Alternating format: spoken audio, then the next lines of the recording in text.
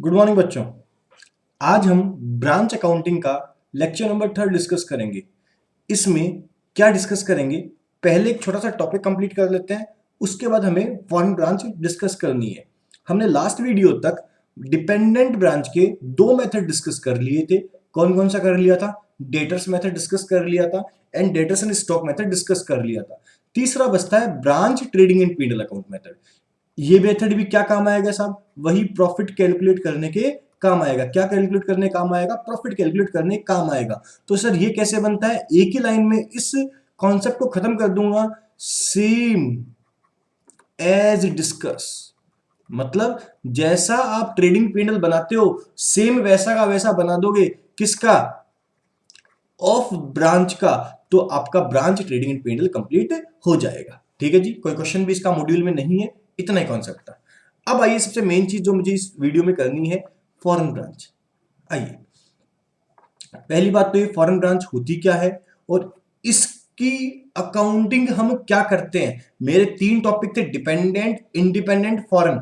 Dependent मैं complete कर चुका हूं, इंडिपेंडेंट मैं फॉरेन के बाद करूंगा। अभी मैं फॉरेन ब्रांच डिस्कस कर रहा हूं। चलो जी स्टार्ट करते हैं। हाँ जी, पहली बात तो ये सर, ये फॉरेन ब्रांच होती क्या है? फॉरेन ब्रांच होती क्या है? तो मैं सीधा सा बात करूंगा। मैं इंडिया में बिजनेस करता हूं, मेरा हेड ऑफिस कहां है? इंडिया में है। मेरी एक ब्रांच कहां है? यूएसए में है। मेरी एक ब्रांच कहां है? यूएसए में है। एक मेरी ब्रांच कहां है? दिल्ली में है। तो साहब मेरी फॉरेन ब्रांच कौन सी हुई? यूएसए की ब्रांच मेरी फॉरेन ब्रांच हुई। इसका मतलब क्या लिखा गया है? जिस कंट्री में हेड ऑफिस हो, जिस कंट्री में, मैं इंडिया की बात नहीं कर रहा, जिस कंट्री में हेड ऑफिस हो उसके अलावा किसी और कंट्री में ब्रांच हो, उसके अलावा किसी और कंट्री में ब्रांच हो, तो उसे हम क्या बोलते हैं? फॉरेन ब्रांच बोलते हैं। मैं दूसरा एग्जांपल लेता हूं, यूएसए। यूएसए के अंदर क्या है? हेड ऑफिस है और उसकी एक ब्रांच कहां है? इंडिया में है साहब। कहां है? इंडिया में ब्रांच है। अब बात ये आती है, इस यूएसए वाली के लिए इंडियन ब्रांच क्या हुई? ये क्या कहलाएगी? फॉरेन ब्रांच कहलाएगी। तो यहां पर AS11 पर, ये AS11 में लिखा हुआ है, क्या लिखा गया है कि साहब जिस कंट्री में हेड ऑफिस है उस कंट्री के अलावा किसी दूसरी कंट्री में अगर आपकी ब्रांच है तो उसे फॉरेन ब्रांच बोला गया है। इंडिया का स्पेसिफिकली कहीं नाम नहीं लिखा गया है। बात क्लियर हुई? अब बात करते हैं सर इसमें डिस्कस क्या करना है। तो सर डिस्कस ये करना है कि साहब मैं फॉरेन ब्रांच के अकाउंट्स को मेरे अकाउंट्स के अंदर कैसे मिलाऊंगा। क्या मतलब हुआ सर? तो सुनना मेरी बात। एक कंपनी है, लो साहब, कंपनी की ब्रांच नंबर 1 है, ब्रांच नंबर 2 है, ब्रांच नंबर 3 है। अब बताओ कंपनी ने प्रॉफिट कितना कमाया? कंपनी ने प्रॉफिट कितना कमाया? जब तक company branch number 1, branch number 2, branch number 3 का प्रॉफिट खुद के प्रॉफिट में नहीं जोड़ेगी तब तक कंपनी अपना प्रॉफिट नहीं बता सकती। जब तक company branch number 1, branch number 2, branch number 3 या फिर वॉटेवर उसके जो भी बिजनेस है उन सब के प्रॉफिट कैलकुलेट कर कर खुद के प्रॉफिट में टोटल प्रॉफिट कैलकुलेट नहीं करेगी तब तक ये कंपनी अपना प्रॉफिट नहीं बता सकती। ठीक है जी। अब एक बात सोचो, ये कंपनी कहां है साहब? इंडिया में है। हेड ऑफिस कहां है? इंडिया में है। और इंडिया में हमारे क्या चलता है साहब? गांधी जी चलती, क्या चलता है? रुपीज ही चलता है। क्या चलता है? रुपीज चलता है। और ये ब्रांच मान लो कहां है? यूएसए में है। कहां है साहब? यूएसए में है। और सबको पता है यूएसए में क्या चलता है साहब? डॉलर चलता है। ठीक है साहब। अब हुआ क्या, जो ब्रांच नंबर 1 है उसको प्रॉफिट कितने का हुआ? $5,000 का प्रॉफिट हुआ साहब। कितने का हुआ? $5,000 का प्रॉफिट हुआ। एक सेकेंड,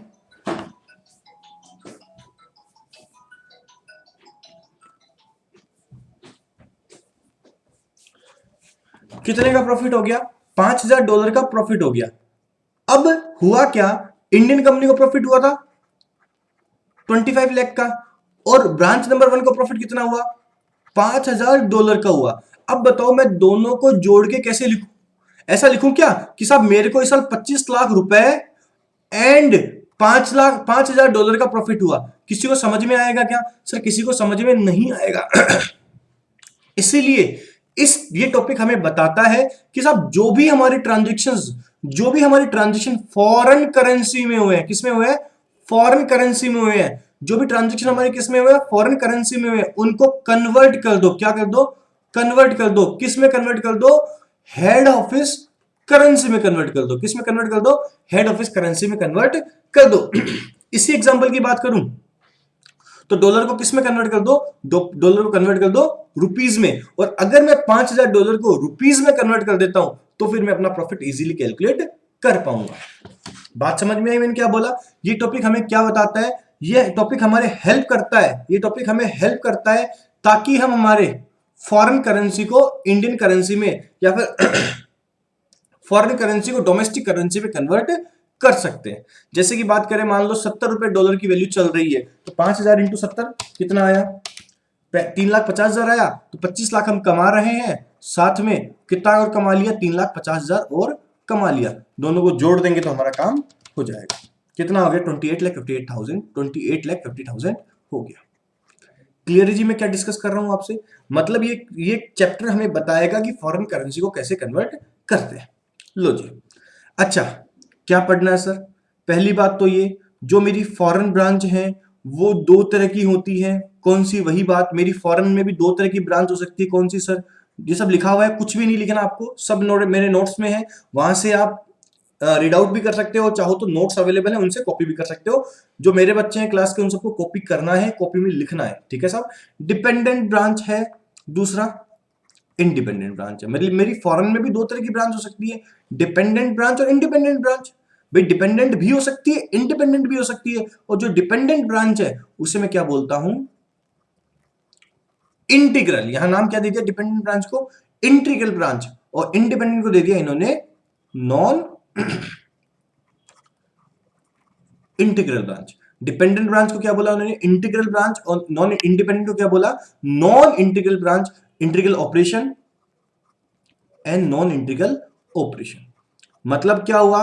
अगर क्वेश्चन आपसे पूछ ले, कभी नहीं पूछेगा, फिर भी अगर आपसे क्वेश्चन पूछ ले कि अगर इंटीग्रल ऑपरेशन है तो उसका मतलब क्या हुआ? इंटीग्रल ऑपरेशन का मतलब जो जो ब्रांच है वो केवल वैसे ही काम करती है जैसे कौन बोलता है? हेड ऑफिस बोलता है। वो 99 मतलब मोस्टली गुड्स किससे खरीदती है? हेड ऑफिस से। जो भी खर्चे करती है वो हेड ऑफिस के हिसाब से करती है। मतलब सारा काम किसके हिसाब से करती है? हेड ऑफिस के हिसाब से करती है। वो इंडिपेंडेंट ब्रांच होती है, वो अपने ट्रांजेक्शन्स खुद करती है। वो केवल एक ब्रांच होती है जो हेड ऑफिस के अंडर होती है। बाकी परचेज अपने हिसाब से करती है, सेल अपने हिसाब से करती है। बात समझ में आई? इसे इंटीग्रल ऑपरेशन बोलते हैं और नॉन इंटीग्रल ऑपरेशन बोलते हैं। लो जी, अब चलते हैं थोड़ा सा आगे। हाँ जी, मुझे क्या करना है साहब? मुझे क्या करना है? फॉरेन करेंसी को डोमेस्टिक करेंसी में कन्वर्ट करना है। तो साहब फॉरेन करेंसी को डोमेस्टिक करेंसी में कन्वर्ट करने के लिए मुझे किसको कन्वर्ट करना पड़ेगा? यहां पर ट्रायल बैलेंस को कन्वर्ट करना पड़ेगा। साहब किसको कन्वर्ट करना पड़ेगा? ट्रायल बैलेंस को कन्वर्ट करना पड़ेगा। अब ट्रायल बैलेंस में कौन कौन से ट्रांजेक्शन्स मिलते हैं? सब ट्रायल बैलेंस में कुछ ट्रांजेक्शन तो मिलते हैं ओपनिंग बैलेंस के। समझना आराम से, लास्ट टॉपिक है। ओपनिंग बैलेंस के किसके मिलते हैं? ओपनिंग बैलेंस के। कुछ ट्रांजेक्शन मिलते हैं, लिखना नहीं है, क्लोजिंग बैलेंस के। तो सब जो जो ट्रायल बैलेंस में ओपनिंग बैलेंस है उनको AS11 बोलता है किस पे कन्वर्ट करो? ओपनिंग करेंसी रेट पर। किस पे कन्वर्ट कर दो साहब? ओपनिंग करेंसी रेट पे कन्वर्ट कर दो। क्लोजिंग बैलेंसेस को किस में कन्वर्ट करो? सिंपल सिंपल सा है, क्लोजिंग करेंसी रेट में कन्वर्ट करो। बहुत सिंपल है। क्या बोला कि साहब ओपनिंग बैलेंस को कन्वर्ट करो ओपनिंग करेंसी रेट पे, क्लोजिंग बैलेंसेस को कन्वर्ट करो क्लोजिंग करेंसी रेट पर। बहुत अच्छी बात है। और क्या बोल रहा है साहब? और बोल रहा है, देखना, ये तो हो गया। मतलब ट्रायल बैलेंस में मोस्टली सारे के सारे क्या आते हैं? ओपनिंग बैलेंसेस और क्लोजिंग बैलेंसेस ही आते हैं, ठीक है सर। अरे सर इसके अलावा एक्सपेंस और इनकम भी तो आते हैं। तो क्या बोला गया है? सब जो भी हमारे एक्सपेंस है एंड क्या है? इनकम है, उनको कन्वर्ट करो। बताओ एक्सपेंस और इनकम को ओपनिंग में कन्वर्ट करना चाहिए, क्लोजिंग में कन्वर्ट करना चाहिए? न तो ओपनिंग में न क्लोजिंग में। क्या कर दो? दोनों का एवरेज कर दो साहब। किस में कन्वर्ट कर देंगे? एवरेज करेंसी रेट में कन्वर्ट कर देंगे। लो साहब, भाई समझ गए? ये करेंसी रेट एग्जाम में मिल जाएगी, आपको क्वेश्चन में मिल जाएगी, ठीक है। तो ओपनिंग को ओपनिंग में, क्लोजिंग को क्लोजिंग में, एक्सपेंस और इनकम को एवरेज करेंसी रेट में कन्वर्ट करेंगे। अच्छा, क्लोजिंग बैलेंस में से एक चीज छोड़ दो, क्या छोड़ दो sir? Fix assets. Fix assets को किस में कन्वर्ट करेंगे सर? फिक्स एसेट्स के लिए क्या बोल रखा है सर? फिक्स एसेट्स के लिए क्या बोल रखा है सर? फिक्स एसेट्स भी तो बैलेंस होता है। नहीं, फिक्स एसेट्स को कन्वर्ट करेंगे उस रेट पर। किस रेट पर सर? ये सब लिखा हुआ है, उस रेट पर जो थी। कब थी? जिस दिन मैंने असेट परचेज करी है। असेट क्या करी है? परचेज करी है। मतलब क्या हुआ? फिक्स एसेट्स को कन्वर्ट करेंगे जिस दिन हमने एसेट्स खरीदी है उस दिन क्या रेट दे रखी थी। जिस दिन हमने एसेट्स खरीदी थी उस दिन क्या रेट दे रखी थी, उसमें कन्वर्ट करेंगे। उसमें किसको कन्वर्ट करेंगे? फिक्स एसेट्स को कन्वर्ट करेंगे। और फिक्स एसेट से ही क्रिएट होता है एक नाम क्या? डेप्रिसिएशन। डेप्रिसिएशन फिक्स एसेट्स पे लगता है, तो डेप्रिसिएशन पे भी रेट क्या लगेगी? जो आपकी फिक्स एसेट्स पे लगेगी। डेप्रिसिएशन में वही रेट लगेगी जो किस पे लगेगी? फिक्स एसेट्स पर लगेगी। लो जी, मैंने आपको 5 चीजें बता दी। ओपनिंग बैलेंस ओपनिंग पर, क्लोजिंग पर, एक्सपेंस और इनकम एवरेज पर। लेकिन एक्सपेंस में से एक एक्सपेंस हट गया, कौन सा? डेप्रिसिएशन। डेप्रिसिएशन किस पे लगेगा? किस रेट से कन्वर्ट होगा? जिस रेट से फिक्स एसेट्स कन्वर्ट होगा। और फिक्स एसेट्स किससे कन्वर्ट होगा? किससे कन्वर्ट होगा फिक्स एसेट्स? जिस रेट से, जिस दिन हमने एसेट खरीदी है उस दिन जो रेट दे रखी है। यहां तक समझ में आ गया। अब कुछ चीजें और बच गई। देखना, goods send to branch. Goods send to branch. हाँ जी। अच्छा ये बताओ, ये हेड ऑफिस है, कौन है साहब? ये हमारा हेड ऑफिस है। ये कौन है? ब्रांच। अच्छी बात है। एक्चुअल में हेड ऑफिस एक्चुअल में हेड ऑफिस कितने रुपए का सामान भेजता है? वो भेजता है साहब 25 लाख रुपए का सामान। कितने रुपए का सामान भेजता है साहब? 25 लाख रुपए का सामान भेजता है। ठीक है साहब। अब हेड ऑफिस अपनी सेपरेट अकाउंट्स बनाएगा तो ऑब्वियसली लिखेगा मैंने 25 लाख रुपए का सामान भेजा। और ब्रांच जो है वो कहां है? यूएसए में है। अब यूएसए में जो ब्रांच है वो तो रुपीस को जानती ही नहीं, वो तो किसको जानती है? डॉलर को। तो उसने रिकॉर्ड कितने में किया? मान लो $35,000 में रिकॉर्ड किया। साहब कितने में रिकॉर्ड किया? $35,000 में रिकॉर्ड किया। अब मुझे इसको भी तो कन्वर्ट करना पड़ेगा। अरे भाई, head office trading and P and L of branch बनाएगी। Head office trading and P and L of branch बनाएगी, तभी तो वो उसके अपने मेन अकाउंट में उसे कंबाइन कर पाएगी। तो सीधी सी बात ये है, मान लो हेड ऑफिस बोलती है 25 लाख का सामान भेजा, ब्रांच बोलती है मेरे को $35,000 का मिला, और जिस दिन मिला उस दिन रेट 70 रुपए थी, क्लोजिंग 72 रुपए थी, ओपनिंग 71 रुपए थी। बताओ इसको कन्वर्ट किस पे करेंगे? तो साहब सुनो, इसको कन्वर्ट करने की जरूरत ही नहीं है। जब हेड ऑफिस बोल रहा है मैं 25 लाख में रिकॉर्ड करूंगा, मैं 25 लाख का माल भेज रहा हूं, तो सिंपल बात ही खत्म हो गई। इसको किस पे रिकॉर्ड करेंगे? जितने में हेड ऑफिस अपनी बुक में रिकॉर्ड कर रहा है। अपनी बुक में रिकॉर्ड कर रहा है। अपनी बुक में रिकॉर्ड कर रहा है मतलब, अरे हेड ऑफिस के मेन अकाउंट से गुड्स जाएगा तो परचेज कम होगी ना। तो जितने में वो अपने बुक्स में इसको रिकॉर्ड कर रहा है कि साहब मैंने कितने रुपए का माल भेजा, तो ये मानेंगे ब्रांच को उतने रुपए का ही माल मिला, क्योंकि अब मुझे ब्रांच को किस में कन्वर्ट करना है? रुपीज में कन्वर्ट करना है। फिर सुनो मैंने क्या बोला। अरे भाई, गुड्स सेंड टू ब्रांच को कन्वर्ट करने की जरूरत नहीं है। क्यों कन्वर्ट करने की जरूरत नहीं है? क्योंकि हम तो हेड ऑफिस के लिए अकाउंट्स बना रहे हैं जिसमें मुझे सब कुछ रुपीस में कन्वर्ट करना है। अब हेड ऑफिस बोल रहा है कि साहब ये मैंने 25 लाख का माल भेजा, तो साहब ये मानेंगे ब्रांच को भी कितने रुपए का माल मिला? 25 लाख का माल मिला। ठीक है साहब। तो गुड्स सेंड टू ब्रांच, एक दूसरा नाम है कैश रेमिटेंस। कैश रेमिटेंस को भी कन्वर्ट करने की जरूरत नहीं है। क्यों? क्योंकि साहब हेड ऑफिस बोलता है, ब्रांच बोलता है मैंने $20,000 भेजे। अच्छी बात है, कितने भेजे? $20,000 भेजे। और साहब हेड ऑफिस बोलता है कि साहब, ब्रांच बोलता है मैंने $20,000 भेजे, हेड ऑफिस बोलता है मुझे तो 15 लाख रुपए मिले। बताओ हेड ऑफिस अगर रिकॉर्ड करता है तो कितने में रिकॉर्ड करेगा? ऑब्वियसली उसने उसको जितने भी रिकॉर्ड कर रखा है उस पर कंसिडर कर लेगा। ठीक है साहब, ये बात हो गई। अब एक चीज बच गई। हाँ, चलो उसके बाद में देखते हैं, पहले एक बात समझो। अरे सर ये क्या बात कर रहे हो, इन दोनों पे एप्लीकेबल क्यों हुआ, बाकी सब पे एप्लीकेबल क्यों नहीं हुआ? बाकी सब पे इसलिए एप्लीकेबल नहीं हुए क्योंकि ये सारे के सारे बैलेंसेस ब्रांच के किसके साथ हैं? ये सारे के सारे ब्रांचेस बैलेंसेस किसके साथ है? ये सब बैलेंसेस किसके साथ है? आउटसाइडर के साथ है। किसके साथ है सब? आउटसाइडर के साथ है। तो जो जो बैलेंस आउटसाइडर के साथ है, जो जो बैलेंसेस आउटसाइडर के साथ है, उन सब पे प्रोविजन एप्लीकेबल नहीं होगा। बात क्लियर हुई? मैंने क्या बोला आपको? बात क्लियर हुई? क्या बात हुई? ठीक है साहब। तो साहब ये जो जो बैलेंसेस, जो transaction head office and branch के बीच में हुए हैं, केवल उन्हीं का बैलेंस हेड ऑफिस के पास होगा। जो ब्रांच आउटसाइडर के साथ ट्रांजेक्शंस करेगा उन पे प्रोविजन एप्लीकेबल नहीं होगा। बात क्लियर हुई? हुई साहब। अब एक चीज और बच गई। हाँ जी,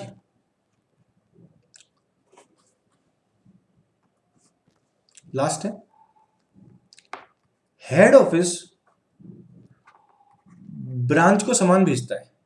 तो हेड ऑफिस अगर ब्रांच को माल बेचता है तो हेड ऑफिस चाहता है कि ब्रांच मुझे वापस पैसे दे, और जब तक पैसे नहीं देगा हेड ऑफिस ब्रांच के पैसे मांगेगा।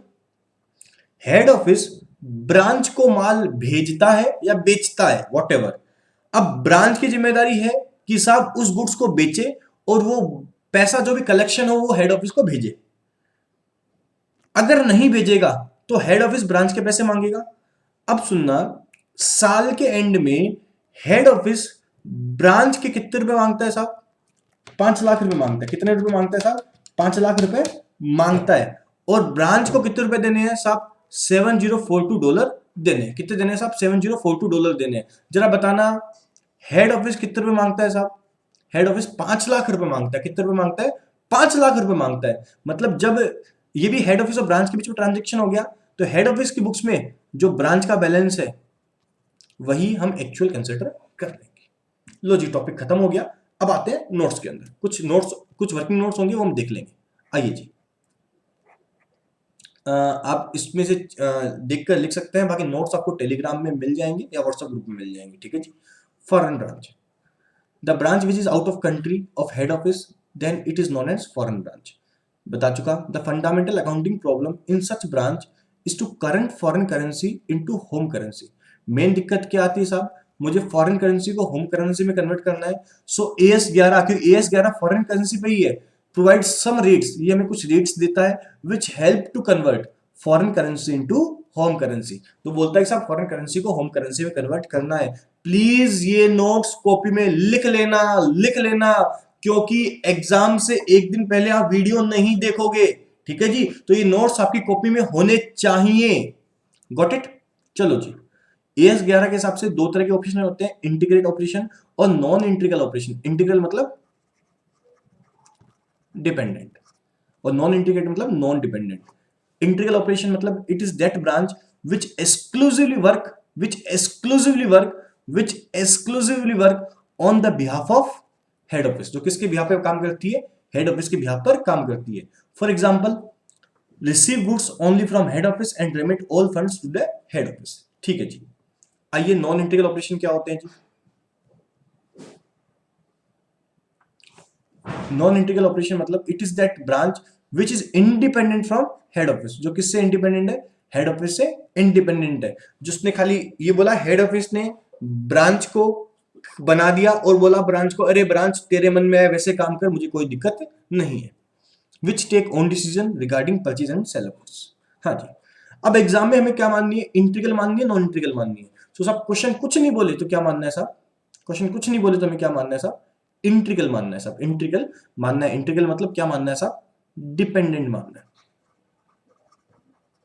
डिपेंडेंट मानना है। Following conversion rates will be used for conversion of foreign branch trial balance. ये कुछ रेट्स अवेलेबल है जो मुझे कन्वर्ट करने में हेल्पफुल रहेंगी। सिंपल सी बात है, मैंने खूब सारा लिख रखा है लेकिन फिर भी, ओपनिंग बैलेंसेस को किस में कन्वर्ट करेंगे देखना? ओपनिंग एक्सचेंज रेट में। ठीक है जी। ऑल क्लोजिंग बैलेंसेस को एक्सेप्ट किसको साहब? फिक्स एसेट्स को छोड़कर। All closing balances of asset except fix assets किस में कन्वर्ट करेंगे? क्लोजिंग एक्सचेंज रेट पे कन्वर्ट करेंगे। लो जी, चलते हैं आगे। हाँ जी। नेक्स्ट क्या है? Foreign fix assets. Fix assets को किस में कन्वर्ट करेंगे? मैंने बताया ना, फिक्स एसेट्स को कन्वर्ट करेंगे जिस दिन हमने एसेट खरीदी है उस दिन की रेट पर। जिस दिन हमने एसेट खरीदी है उस दिन की रेट पर। क्या लिख रखा है? Exchange rate on the date when assets was purchase. जिस दिन हमने एसेट खरीदी है उस दिन की रेट पर कन्वर्ट कर देंगे। ठीक है साहब। नेक्स्ट क्या है? डेप्रिसिएशन। क्या डेप्रिसिएशन? तो डेप्रिसिएशन पे वही रेट लगाएंगे जो फिक्स एसेट्स पर लगती है। Same rate as applicable on fix assets. हाँ जी। परचेज, सेल, एक्सपेंस, इन तीनों पे कौन सी रेट लगाएंगे साहब? एवरेज। अच्छा एक बात और, आउटस्टैंडिंग एक्सपेंस, आउटस्टैंडिंग एक्सपेंस कभी भी एक्सपेंस नहीं होता है। आउटस्टैंडिंग एक्सपेंस हमारी क्या होती है साहब? लाइबिलिटी होती है। लाइबिलिटी होती है तो किस पे कन्वर्ट होगा? क्लोजिंग एक्सचेंज रेट पर कन्वर्ट होगा। लाइबिलिटी होती है, कौन होती है liability? Outstanding expense, prepaid expense, या लाइबिलिटी या असेट्स होती है। ठीक है साहब। हाँ जी। Goods receive from HO, HO से गुड्स रिसीव हुआ, किस रेट पे कन्वर्ट कर देंगे? इसको कन्वर्ट करने की जरूरत नहीं है। With same amount with head office, with head office के पास जो रेट है उसी पे दिखा देंगे। सेम वो कैश रेमिटेंस के साथ है। कैश रेमिटेंस भी हेड ऑफिस की बुक्स में जितना दिखाया हुआ है उतना ही हम ब्रांच की बुक्स में दिखा देंगे। आइए जी नीचे, सेम हेड ऑफिस के साथ है। Amount at which branch account appear in head office books after adjusting GIT and CIT. GIT and CIT का मतलब मैंने बताया था, goods in transit and cash in transit. कुछ और नोट लिखे हुए? हाँ जी। ये नोट अलग है, इंपॉर्टेंट है। क्या है साहब? इंट्रीगल ऑपरेशन होगा ना तभी फिक्स एसेट्स किस पर कन्वर्ट होगी? इंट्रीगल ऑपरेशन होगा ना तभी फिक्स एसेट्स किस पर कन्वर्ट होगी? सर ये उस रेट पे कन्वर्ट होगी जिस दिन हमने परचेज किया है उस दिन की एक्सचेंज रेट पर। बट अगर नॉन इंट्रीगल ऑपरेशन है, assumption in the absence of information integrally मानेंगे, in the absence of information integrally मानेंगे, लेकिन नॉन इंट्रीगल ऑपरेशन कब मानेंगे? जब क्वेश्चन बोलेगा स्पेसिफिकली, उस केस में फिक्स एसेट्स किस पे कन्वर्ट करेंगे? क्लोजिंग एक्सचेंज रेट पर साहब। किस पे कन्वर्ट करेंगे? क्लोजिंग एक्सचेंज रेट पे कन्वर्ट करेंगे। किसको कन्वर्ट करेंगे साहब? फिक्स एसेट्स को। कब करेंगे साहब? जब मैं नॉन इंटीग्रल ऑपरेशन मानूंगा।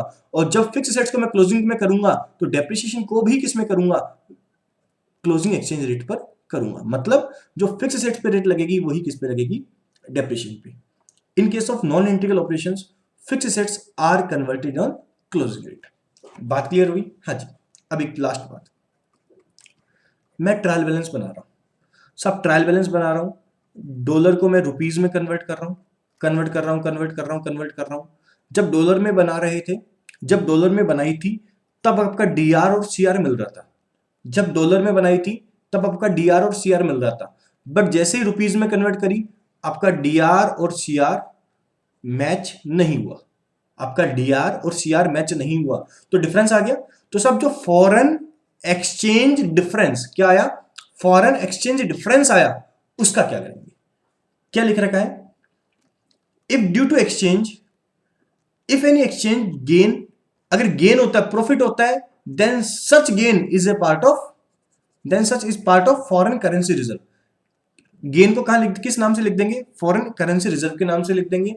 And disclose is liability side, और कहां लिख देंगे साहब? लायबिलिटी साइड में लिख देंगे। बट अगर लॉस हो तो कहां लिख देंगे साहब? इसको लॉस मान के P&L में डेबिट कर देंगे। ऐसा क्यों? Due to prudence concept. Due to prudence concept. जो प्रूडेंस कॉन्सेप्ट बोलता है कि साहब प्रॉफिट तब तक मत दिखाओ जब तक एक्चुअल में अराइज ना हो जाए। ठीक है, और लॉस को इमीडिएटली दिखा देंगे। ये किस में होगा साहब? इंट्रीगल ऑपरेशन में। किस में होगा साहब? इंट्रीगल ऑपरेशन में। ठीक है साहब, किस में होगा? इंट्रीगल ऑपरेशन होगा। बात क्लियर हुई? एक नोट और लिख लीजिए, लास्ट नोट है, लिख लीजिए आप, ये नहीं है मेरे नोट्स में। In case of non integral operation, in case of non integral operation, both profit and loss due to foreign exchange, due to foreign exchange, due to foreign exchange is transfer to P&L account. मतलब non integral operation की किस में क्या करेंगे? Both profit and loss, जो profit हो या loss हो, दोनों को किस में ट्रांसफर कर देंगे? P&L अकाउंट में ट्रांसफर कर देंगे। लो जी, आपकी थ्योरी कंप्लीट होगी। अब इसके क्वेश्चन स्टार्ट करेंगे। हाँ जी, अब फॉरेन ब्रांच के क्वेश्चंस भी कर लें। चलो क्वेश्चन नंबर 22 में आ जाइए। बहुत ही अच्छा क्वेश्चन है और बहुत ही सिंपल क्वेश्चन भी है। हाँ जी, Omega has a branch as Washington the trial balance as on 30 सितंबर 2012। कब की ट्रायल बैलेंस दे रखी है? 30 सितंबर 2012 की ट्रायल बैलेंस दे रखी है। क्या क्या दे रखा है मुझे? प्लांट एंड मशीनरी दे रखी है। किस में दे रखी है? देखो भाई, डॉलर में दे रखी है। किस में दे रखी है? डॉलर में दे रखी है। फर्नीचर दे रखा है $8,000 का। ओपनिंग स्टॉक दिया हुआ है 1 अक्टूबर 2011 का। मैं बना कब रहा हूँ? 30 सितंबर 12 को बना रहा हूँ। परचेज दे रखी है, सेल्स दे रखी है। गुड्स फ्रॉम ओमेगा, ओमेगा से गुड्स परचेज किए। गुड्स किससे परचेज किए? ओमेगा से। ओमेगा, ओमेगा क्या है साहब? मेरी हेड ऑफिस है। हेड ऑफिस से गुड्स परचेज किया, गुड्स हेड ऑफिस से आए, एक ही बात है। कितने का आए? $80,000 के आए। वेजेस दी, कैरिज इनवार्ड दिया, सैलरी दी, रेंट दिया, इंश्योरेंस दिया, ट्रेड एक्सपेंस दिया। हेड ऑफिस अकाउंट का बैलेंस दे रखा है, डेटर्स दे रखा है, क्रेडिटर्स दे रखा है, कैश एट बैंक दे रखा है, कैश इन हैंड दे रखा है। ठीक है जी, मुझे इन्हें कन्वर्ट करना है। अच्छा जी, मैंने क्या बताया था आपको, ध्यान हो तो? Plant and machinery and furniture मतलब फिक्स्ड एसेट्स को हम कन्वर्ट करते हैं उस रेट पर जिस रेट पर हमने इनको, जो रेट अवेलेबल है उस दिन, जिस दिन हमने इनको खरीदा था। जिस दिन हमने इनको खरीदा था उस दिन जो रेट अवेलेबल है उन पे कन्वर्ट करते हैं। ठीक है साहब। लेकिन साथ में जो ओपनिंग बैलेंसेस होते हैं उनको हम ओपनिंग पे, परचेज सेल्स को हम एवरेज पर, गुड्स फ्रॉम ओमेगा को हमें कन्वर्ट करने की जरूरत नहीं होती। इनको हम किस पे ले लेते हैं? एक्चुअल पे ले लेते हैं। वेजेस खर्चा है एवरेज पर, कैरिज इनवर्ड खर्चा है एवरेज पर, सैलरी एवरेज पर, रेंट एवरेज पर, इंश्योरेंस एवरेज पर, ट्रेड एक्सपेंस एवरेज पर, क्योंकि ये सारे खर्चे हैं। हेड ऑफिस को किस पर कन्वर्ट कर देंगे? एक्चुअल पर। एक्चुअल जो होगी वो। डेटर्स क्लोजिंग बैलेंस है क्लोजिंग पर, क्रेडिटर्स क्लोजिंग है, cash at bank cash in hand closing है। तो मुझे पहला काम है ट्रायल बैलेंस को रुपीज में कन्वर्ट करना। ठीक है जी, कन्वर्ट कर देंगे। चलो जी आगे बात करते हैं। हाँ जी, और क्या दे रखा है मुझे? अच्छा एक बात बताना तो मैं भूल ही गया। क्या बताना भूल गए? याद है मैंने बताया था कि सब में इंट्रीगल ऑपरेशन होता है। तो फिर प्लांट मशीनरी और फर्नीचर मतलब फिक्स्ड एसेट को कन्वर्ट करता हूं with the help of rate available on the rate of purchase. But in case of non integral, इनको किस पे कन्वर्ट करता हूं? क्लोजिंग में कन्वर्ट करता हूं। किस पे कन्वर्ट करता हूं? क्लोजिंग में कन्वर्ट करता हूं जी। चलो जी आगे बात करते हैं। हाँ साहब, आइए कुछ और इंफॉर्मेशन दे रखे हैं। वेजेस आउटस्टैंडिंग दे रखी है $1,000 की। Depreciation plant and machinery and furniture दे रखा है 10% per annum. The head office send goods to branch, head office branch को कितने रुपए का माल भेजता है? रुपए का 3940 का माल भेजता है। Head office show an account 43 lakh due from branch. ठीक है भाई, क्लोजिंग स्टॉक दे रखा 52,000। हाँ जी, there was no in transit item either at the start or at the end of the year. को ओपनिंग और क्लोजिंग क्या ट्रांजिट नहीं है। 7 तारीख को 7वां पॉइंट क्या दे रखा है? On 1 September 2010 when the fix assets was purchase, जिस दिन फिक्स एसेट्स परचेज की गई, जिस दिन फिक्स एसेट्स परचेज की गई उस दिन रेट कितनी थी? $38 थी। $1 के हिसाब से 38 था। मतलब ये कोई जमाने का हमारे पूर्वजों का क्वेश्चन है। आज तो 70-75 रुपए से ऊपर हो रही है। ठीक है भाई, 1 अक्टूबर 2011 को रेट कितनी है? 39 है। मतलब ओपनिंग 38 हो गई और क्लोजिंग कितनी है? ओहो, कुछ और दे रखा है। एक सेकंड भैया, एक सेकंड। मुझे 31 सितंबर 2012 को दे रखा है। तो मतलब मेरा जो अकाउंटिंग ईयर है वो 1 अक्टूबर, सितंबर अक्टूबर, 1 अक्टूबर को स्टार्ट हो रहा है, 1 अक्टूबर 2011 को। और मुझे कब की दे रखी है? 1 सितंबर 2010 की दे रखी है। ये तो जिस दिन खरीदा उस दिन 38 थी। ओपनिंग रेट 39 है, क्लोजिंग 41 है और एवरेज कितनी दे रखी है? 40 दे रखी है। एवरेज रेट कितनी है? 40 है। ठीक है भाई, you are required to prepare. बहुत ही सिंपल क्वेश्चन है। क्या बोल रखा है? Trial balance incorporating. पहला काम ट्रायल बैलेंस बनाओ, balance incorporating adjustment given under 1 to 4 above. सुनना मेरी बात, कान खोल के सुन लो, हर क्वेश्चन में सुनना। क्या बोल रहा हूं मैं कि सब ट्रायल बैलेंस कन्वर्ट करनी है तो जो ट्रायल बैलेंस दे रखी है उसको कन्वर्ट करो। जो एडिशनल पॉइंट्स दे रखे हैं उनको मुझे एडजस्ट नहीं करना है ट्रायल बैलेंस में, जब तक क्वेश्चन न बोले।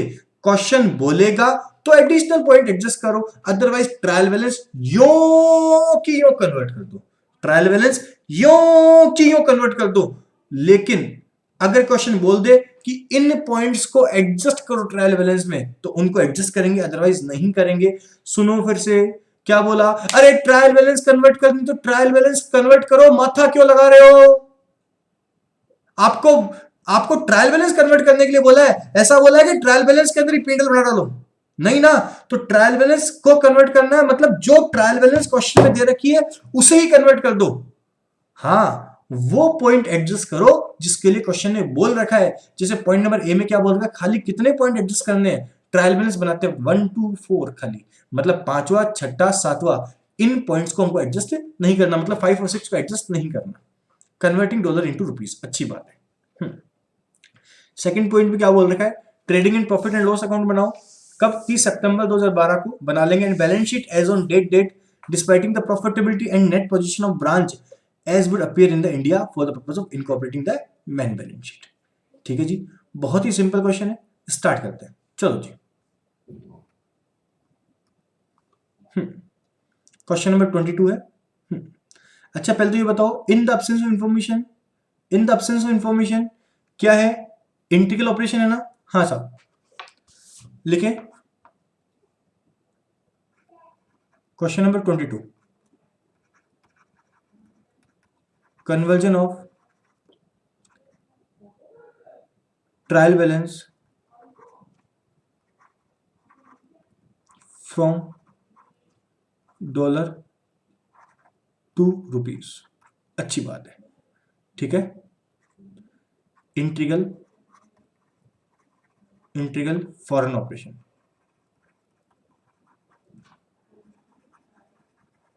अच्छा मैंने क्या बोला, इन the absence of information integral foreign operation मानेंगे। अब आपके मॉड्यूल में या फिर जो मैंने नोट्स दिए हैं, जो आंसर्स दिए हैं, उसमें कुछ नहीं बोल रखा, तो कुछ क्वेश्चन में तो इंटीग्रल से कर रखा है, कुछ नॉन इंटीग्रल में कर रखा है, तो कोई नहीं फर्क पड़ता, हमको क्वेश्चन कुछ नहीं बोलेगा, तब तक हम किस में करेंगे? इंटीग्रल फॉरेन ऑपरेशन से करेंगे। ठीक है साहब, चलो कॉलम कौन कौन से बन जाएंगे? पहला पर्टिकुलर, साथ में करेंगे पर्टिकुलर, उसके बाद में डॉलर, डॉलर के दो कॉलम बन जाएंगे DR एंड CR, फिर उसके बाद कन्वर्जन रेट, कन्वर्जन रेट, और कन्वर्जन रेट के बाद दो कॉलम और बन जाएंगे, कौन से? रुपीज, रुपीज के दो कॉलम बन जाएंगे, कौन सा? DR and CR। लो जी, मतलब कितने कॉलम बन गए? 1 2 3 4 5 6 कॉलम बन गए। ठीक है साहब, एक एक चीज लिखते हैं। पहला प्लांट एंड मशीनरी, शांति से, कितने की साहब? 1,20,000 की है। मैं स्टार्टिंग के 4 पॉइंट एडजस्ट करूंगा, जरा पॉइंट नंबर सेकंड में देखना क्या बोल रखा है, प्लांट मशीनरी पर क्या लगाओ? डेप्रिसिएशन लगाओ। प्लांट मशीनरी पे क्या लगाओ? डेप्रिसिएशन लगाओ। कितना लगाओ? 10%। तो 1,20,000 में से, 1,20,000 में से मैं 10% माइनस कर दूंगा, तो कितना बचेगा जरा देखना, 108। कितना बचेगा? 108,000। ठीक है साहब, तो इस पे डेप्रिसिएशन ऑन प्लांट मशीनरी कितना आएगा? Depreciation on plant and machinery आएगा कितना? 12,000। ठीक है साहब, अब बात ही आती है इसको कन्वर्ट किस में करें। तो मैंने बताया था इंटीग्रल ऑपरेशन हो तो जिस दिन असेट खरीद रखी हो उस दिन की रेट पर, जिस दिन असेट खरीदा उस दिन रेट थी 38, तो किस में कन्वर्ट कर देंगे? 38 में कन्वर्ट कर देंगे साहब। लो जी 38, अच्छा ये 38 में कन्वर्ट हो जाएगी। अच्छा सर, डेप्रिसिएशन किस पे कन्वर्ट होगा? तो मैंने बताया था जिस रेट पर आपका फिक्स एसेट्स होगा उसी पर क्या होगा? डेप्रिसिएशन भी होगा। ठीक है, मल्टीप्लाई कर दें तो 1,08,000 इंटू 38 कितना आएगा? 41,04,000। अच्छी बात है। और ये कितना आएगा? 12,000 इंटू 38, 456 आ जाएगा, 4,56,000 आ जाएगा। अच्छी बात है। अगला क्या है साहब? फर्नीचर है। फर्नीचर है, कितने का है सर? 8,000 का है। अगर हम डेप्रिसिएशन लगाएंगे तो 8,000 माइनस 10% कितना हो गया? 7,200, 7,200। और डेप्रिसिएशन ऑन फर्नीचर कितना आ जाएगा? डेप्रिसिएशन ऑन फर्नीचर आ जाएगा 800 रुपए का। कितने का आ जाएगा? 800 का। कन्वर्ट करेंगे तो यहाँ कितना आ जाएगा? सेम रेट आ जाएगी सर, 38 आ जाएगा एंड 38 आ जाएगा। कन्वर्ट करो 72,100 इंटू 838, कितना आ जाएगा 273,600। अरे भाई डेप्रिसिएशन भी एक्सपेंस है, डेबिट बैलेंस होगा, ये सब चीजें नहीं बताऊंगा आप ट्रायल बैलेंस में कौन सी डीआर में आएगी कौन सी सीआर में आएगी, ये पता है मुझे। 30,400, 30,400, यहां तक बात हो गई। नेक्स्ट है opening stock. Opening stock DR balance है कि सीआर है वो जरा देखो। 56,000 यहां पर आ जाएगा। किस रेट से कन्वर्ट करेंगे? ओपनिंग बैलेंस को कन्वर्ट करते हैं ओपनिंग रेट से। कौन सी रेट से कन्वर्ट करते हैं? ओपनिंग रेट से। ओपनिंग रेट कितनी दे रखी है सर? 39 दे रखी है। कितनी दे रखी है? 39 दे रखी है। लो साहब 39 पे कन्वर्ट कर देंगे। 39 तो कर देंगे कितना आएगा? 56,000 इंटू 39 कितना आ जाएगा? 2184,000। 2184,000। बात क्लियर हो गई? हो गई साहब। नेक्स्ट क्या है? ओपनिंग स्टॉक के बाद परचेज है। परचेज भी एक्सपेंस होता है। डेबिट साइड बैलेंस होगा $240,000 हो गया। ठीक है साहब। कन्वर्ट किस पे करेंगे? एवरेज रेट से। एवरेज रेट कितनी है? 40 है। कन्वर्ट करो कितना आएगा? 240,000 इंटू 40 40 96 लाख। कितना आ गया जी? 96 लाख आ गया। अच्छी बात है। अगला क्या है? सेल्स है। सेल्स है। सेल्स को कन्वर्ट करेंगे। 4,16,000 दे रखा है अभी। 4,16,000 दे रखा है। सेल्स है। एवरेज पे कन्वर्ट कर देंगे। एवरेज रेट 40 है। कन्वर्ट करेंगे कितना आएगा? 416,000 इंटू 40 कितना है? 1,66 लाख। ओ माई गॉड, 1,66 लाख 40,000। अच्छी बात है, मुझे इसमें भी तकलीफ नहीं है। सेल्स के बाद अगला नंबर किसका है? गुड्स फ्रॉम ओमेगा का। ये इंपॉर्टेंट है। गुड्स फ्रॉम ओमेगा का कितना है जी? 80,000 डीआर बैलेंस है। अच्छी बात है। अब इसको किस पे कन्वर्ट करेंगे? मैंने आपको बताया था गुड्स जो भी रिसीव होते हैं हेड ऑफिस से, उसके अलावा कैश रेमिटेंस, उसके अलावा हेड ऑफिस की बुक्स में ब्रांच का बैलेंस, इन तीनों को हम कन्वर्ट नहीं करते हैं। इन तीनों को हम किस बेसिस पे लिखते हैं? देखना,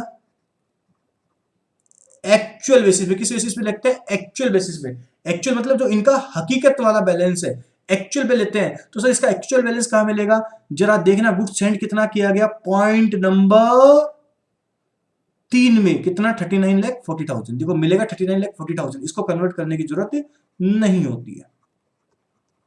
लॉजिक क्लियर हो गया? हो गया सब। अगला वेजेस, ये समझना पड़ेगा। वेजेस 2,000 है। इसका मतलब मैंने वेजेस कितना पे किया? 2,000 पे किया। वेजेस 2,000 पे किया, ये थोड़ा समझाना पड़ेगा, हो सकता है आप भूल गए। पहले तो जल्दी से सोचो, वेजेस 2,000 है और आउटस्टैंडिंग कितना है? 1,000 है। सोचो एक बार कि यहां वेजेस कितना आएगा। ऑप्शन नंबर 1 3,000, ऑप्शन नंबर 1 2,000 2,000 और ऑप्शन नंबर 1,000। कितना आना चाहिए अगर मैं आउटस्टैंडिंग में एडजस्ट करता हूं? याद है जब मैंने आपको ट्रायल बैलेंस बनवाई थी, सिखाई थी सीए फाउंडेशन में, तब मैंने क्या बताया था? जो ट्रांजैक्शंस ट्रायल बैलेंस का पार्ट नहीं होते हैं उनको एडजस्ट करने की जरूरत होती है। वो अभी तक एडजस्ट नहीं होते हैं। मतलब जो एडिशनल इंफॉर्मेशन है उनकी मुझे एंट्री करनी पड़ेगी। तो वेजेस आउटस्टैंडिंग की एंट्री करोगे ना, तो एंट्री होगी wages account DR to outstanding wages. मतलब ये क्या दे रखा है आपका? पेड दे रखा है आपका। 2,000 पेड है बेटा, ये ऑफ द ईयर नहीं है। अगर ये ऑफ द ईयर होता तो वेजेस आउटस्टैंडिंग आपका ऑलरेडी ट्रायल बैलेंस में आता। मतलब वेजेस आउटस्टैंडिंग अभी ट्रायल बैलेंस में नहीं है, मतलब इसकी एंट्री करनी पड़ेगी। एंट्री करके देखो तो एंट्री हो जाएगी wages account DR to outstanding wages. कितना? 1,000। तो बेटा अगर ये एंट्री करते हो तो यहां कितना आएगा? इंपोर्टेंट 3,000 आएगा और आपका आउटस्टैंडिंग वेजेस कितना आएगा? 1,000 आएगा। ये समझना पड़ेगा। वेजेस कितना आएगा? 3,000। इसको एडजस्ट करोगे आउटस्टैंडिंग वेजेस को, तो इसकी एंट्री पता क्या करोगे? लिख लेना चाहिए वेजेस टू आउटस्टैंडिंग वेजेस। कितना? 1,000। बात क्लियर हुई? इसको इतना लिखोगे। अब पोस्ट करें तो साहब वेजेस तो खर्चा है तो इसको तो एवरेज में कन्वर्ट कर देंगे। आउटस्टैंडिंग वेजेस क्लोजिंग है तो इसको किस पे कन्वर्ट कर देंगे? क्लोजिंग रेट पे कन्वर्ट कर देंगे। और क्लोजिंग रेट कितनी दे रखी है क्वेश्चन में? देखो 41 ही दे रखी है। कितनी दे रखी है साहब? 41 ही दे रखी है। चलो साहब कन्वर्ट कर दें सर, कन्वर्ट कर दो। हाँ साहब, कितना आएगा जरा देखिए, 3000 इंटू 40, 1,20,000, 1,20,000, और ये आएगा 41,000 हो गया आउटस्टैंडिंग वेजेस भी। अब तो सिंपल है, अगला क्या है, कैरीज इनवर्ड, खर्चा है कितना है सर, 1,000 है, रेट पे किस पे कन्वर्ट कर देंगे, एवरेज रेट पे 40 पर, कितना आ जाएगा 40,000 आ जाएगा। अगला क्या है, फेरिज इनवर्ड का सैलरी है सर, सैलरी कितना है 6,000 है, कन्वर्ट कर देंगे, पहले लिख लेते हैं, रेंट एंड टैक्स कितने हैं सर 2,000 है, अच्छी बात है सर। नेक्स्ट क्या है, इंश्योरेंस, इंश्योरेंस कितना है सर 1,000 है, अच्छी बात है। ये तीन खर्चे हैं, किस पे कन्वर्ट करें, एवरेज रेट पे 40, 40 एंड 40, कन्वर्ट करेंगे तो कितना आएगा 24,000, 24 क्या 6,000 इंटू 40, सॉरी कितना आएगा 2,40,000, 2,40,000 आएगा। हाँ जी, नेक्स्ट आएगा कितना 80,000 आ जाएगा, नेक्स्ट कितना आएगा 40,000 आ जाएगा। लो जी, नेक्स्ट क्या है साहब, नेक्स्ट हमारा हेड ऑफिस है, क्या है साहब, क्या रह गया, इंश्योरेंस का ट्रेड एक्सपेंस तो रह ही गया सर, कोई बात नहीं, ट्रेड एक्सपेंस भी लिख दो, कितना है सर ट्रेड एक्सपेंस हमारा 1,000 है, कितना है 1,000 ही है, तो इसको भी 40 पे कन्वर्ट कर देंगे, एवरेज पे कन्वर्ट कर देंगे, कितना आ जाएगा 40,000 आ जाएगा। बेटा बहुत इजी कॉन्सेप्ट है एक्चुअल में ये वाला, बस थोड़ा लेंदी है तो उसका हम कुछ कर नहीं सकते, क्योंकि कन्वर्जन करना है तो कन्वर्जन में कैलकुलेशंस करनी है खाली मेरे को। अब नेक्स्ट है हेड ऑफिस, हेड ऑफिस का बैलेंस। अब देखो हेड ऑफिस का बैलेंस इसने सीआर लिख रखा है, इसका मतलब क्या हुआ कि हेड ऑफिस इसके पैसे मांगता है ब्रांच के।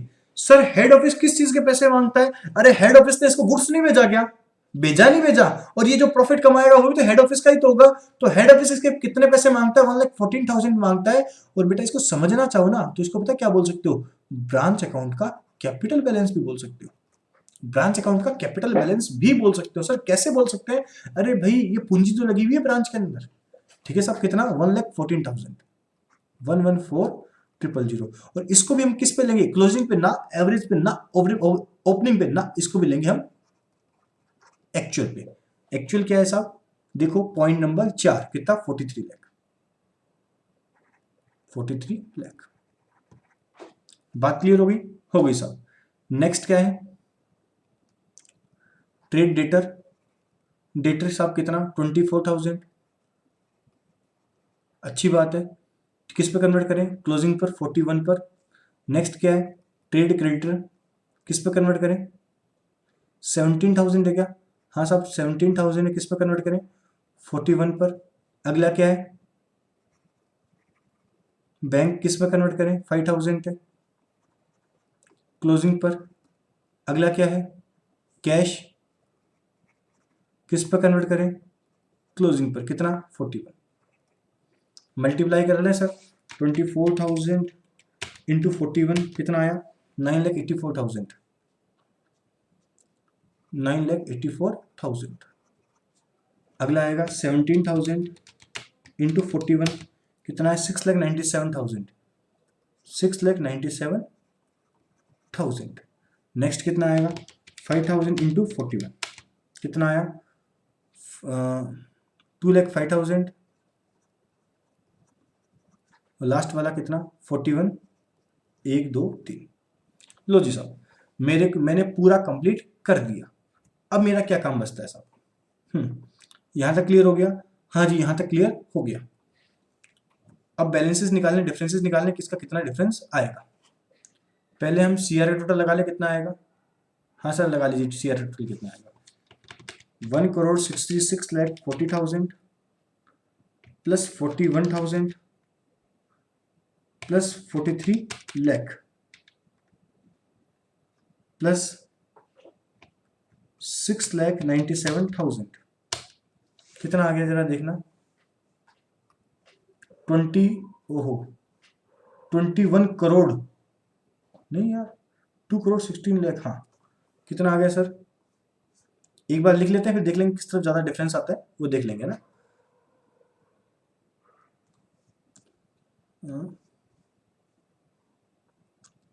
यह है 2,16,78,000। अच्छी बात है सर। डेबिट साइड भी देख लो कितना आएगा। हाँ जी, 41,04,000 plus 4,56,000 plus 273,600 plus 30,400 plus 21,84,000 plus 96 lakh plus 39,40,000 plus 120 plus 40,000 plus 240 plus 80,000 plus 40,000 plus 40,000 plus 984 plus 2,05,000 and plus 41,000। हाँ जी, ये हो गया, इतना हो गया साहब। कितना आया साहब? इस तरफ आ रहा है 22,03,7,8। इस तरफ तो ज़्यादा आ रहा है, अच्छी बात है। कितना आ रहा है साहब? 2,23,78,000। चलो जी, मिला लेते हैं। हाँ जी, स्टार्टिंग से, क्योंकि मिस्टेक होने के चांसेस रहते हैं, कैलकुलेशन बहुत बड़ी है ना, इसलिए। चलो जी, 41,04,000, 456, 273,600, 304,000, 21,84, 96,00,000, 39,00,000, 40,000, 1,20,000, 40,000, 2,40,000, 80,000, 40,000, 40,000, 984, 2,05,000 एंड 41,000। लो जी साहब, तो यहाँ पर ये आ गया। तो साहब यहाँ पर भी कितना आ जाएगा? इतना ही आ जाएगा। ये आया -21,67,8,000। हाँ जी, कितना आ गया? 7 लाख आ गया साहब। कितना आ गया? 7 लाख आ गया। हाँ जी, तो ये क्या हो गया साहब आपका? पहली बात तो यहाँ कितना आएगा? यहाँ आ जाएगा 22,37,000 आ जाएगा। 2,23,78,000 आ जाएगा। हाँ जी, और ये क्या गया? फॉरेन एक्सचेंज डिफरेंस आ गया। फॉरेन एक्सचेंज डिफरेंस आ गया। कितना आ गया? 7 लाख का आ गया। ठीक है, अच्छा बताओ, अगर डेबिट होता तो लॉस होता, अगर हमारा क्या बोलते हैं क्रेडिट बैलेंस आ गया तो ये क्या हो गया? हमारा गेन हो गया। बात क्लियर हो गई? हो गई सब। अब क्या करना है हमें? सेकंड पॉइंट क्या बोल रखा है इसने? सेकंड पॉइंट क्या करो, आप ट्रेडिंग पिंडल बनाओ 31 सितंबर 2012 का। तो ट्रेडिंग पिंडल बना ले, सिंपली बनेगा, कोई दिक्कत नहीं आएगी, ये तो सिंपल बनेगा। बना ले ट्रेडिंग पिंडल अकाउंट। चलो अब सब ट्रेडिंग पिंडल बनाए। अब सर किस में बनाए? डॉलर में बनाए, रुपीज में बनाए? अरे नालायक को, इतनी मेहनत करी तो अब बताओ किस में बनाओगे? सर ऑब्वियस है, किस में बनाएंगे? हम रुपीज में ही बनाएंगे। लो जी, स्टार्ट करते हैं। Second, trading and P and L as on 30 सितंबर, 30 सितंबर, ठीक है, in rupees, in rupees. Column बन जाएंगे वही, पर्टिकुलर अमाउंट, पर्टिकुलर अमाउंट। सबसे पहले टू, सबसे पहले क्या आएगा सर? टू ओपनिंग स्टॉक आएगा, लिख दो जी। टू ओपनिंग स्टॉक कितना आएगा सर? ओपनिंग स्टॉक हमने कन्वर्ट किया था, देखो कहीं ना कहीं। हाँ जी, 21,84,000, 21,84,000। हाँ जी, टू परचेज, परचेज देखो सर कितना आया था? परचेज आया था 96 लाख, 96 लाख का आ गया था। हाँ जी, नेक्स्ट इसका sales, by sales, by sales कितना? 1,66,40,000। अच्छी बात है। अब इसके अलावा क्या क्या आ सकता है देख सकते हैं। प्लांट मशीनरी आएगा नहीं, फिलहाल डेप्रिसिएशन आएगा नहीं, फर्नीचर आएगा नहीं, डेप्रिसिएशन आएगा नहीं, ओपनिंग स्टॉक आ चुका, परचेज आ चुका, सेल्स आ चुका। गुड्स फ्रॉम ओमेगा आएगा क्या? हाँ आएगा, इसमें क्या दिक्कत है? हाँ आएगा, कोई दिक्कत नहीं है। To goods from Omega, from Omega sir कितना आया? 39,40,000 का। क्या बोल रहा है लक्ष्य? कि सर जब ये बाहर से परचेज कर रहा है तो ये इंटीग्रल थोड़ी हुआ। बेटा इंटीग्रल का मतलब ये कभी नहीं होता कि केवल वो हेड ऑफिस से खरीदेगा। इंटीग्रल का मतलब होता है कि सब वो वैसे ही काम करेगा जैसे हेड ऑफिस बोलेगा। समझना लक्ष्य में क्या बोल रहा हूं कि परचेज का मतलब ये नहीं हुआ कि नॉन इंटीग्रल हो गया।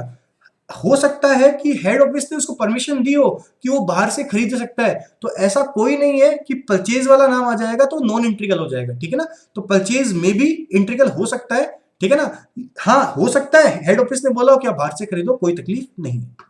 चलो जी, वेजेस आएगा, सब आएगा। टू वेजेस कितना आएगा साहब? 1,20,000। अच्छी बात है। आउटस्टैंडिंग आएगा नहीं। कैरिज इनवर्ट आएगा, हाँ साहब आएगा। टू कैरिज इनवर्ट कितना साहब? 40,000, ये भी लिख दिया लो जी। और क्या आएगा? सैलरी आएगी नहीं, ये सब पेंडल में आएंगे। हाँ, रेंट भी नहीं आएगा, इंश्योरेंस भी नहीं आएगा, ट्रेवलिंग एक्सपेंस भी नहीं आएगा, डेटर्स वगैरह कुछ भी नहीं आएगा, सब कुछ आ गया। खाली एक चीज बच गई सर, क्या बच गया? By closing stock. By closing stock, और इसको अभी तक कन्वर्ट ही नहीं किया। क्यों नहीं कन्वर्ट किया? क्योंकि बैलेंस शीट ट्रायल बैलेंस में नहीं आता है। तो देखो क्लोजिंग स्टॉक के लिए नीचे दे रखा है, कितना है क्लोजिंग स्टॉक जरा देखिए। आपका क्लोजिंग स्टॉक है $52,000 का। कितना है सर? $52,000 का है। तो कन्वर्ट कर दे, कौन सी रेट से कन्वर्ट करेंगे? क्लोजिंग रेट से कन्वर्ट करेंगे। किससे कन्वर्ट करेंगे? क्लोजिंग रेट से। क्लोजिंग रेट हमारी कितनी है सर? 41 है। कितनी है? 41 है सर। हाँ सर,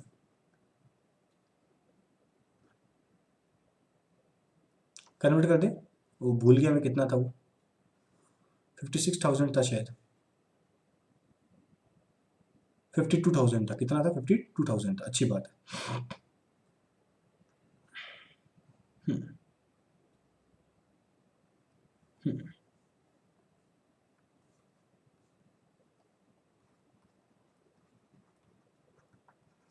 इंटू 41। 52,000 इंटू 41 कितना आया? 21,32,000। 21,32,000। लो जी, क्या निकाल दो साहब? टू ग्रॉस प्रॉफिट निकाल दो।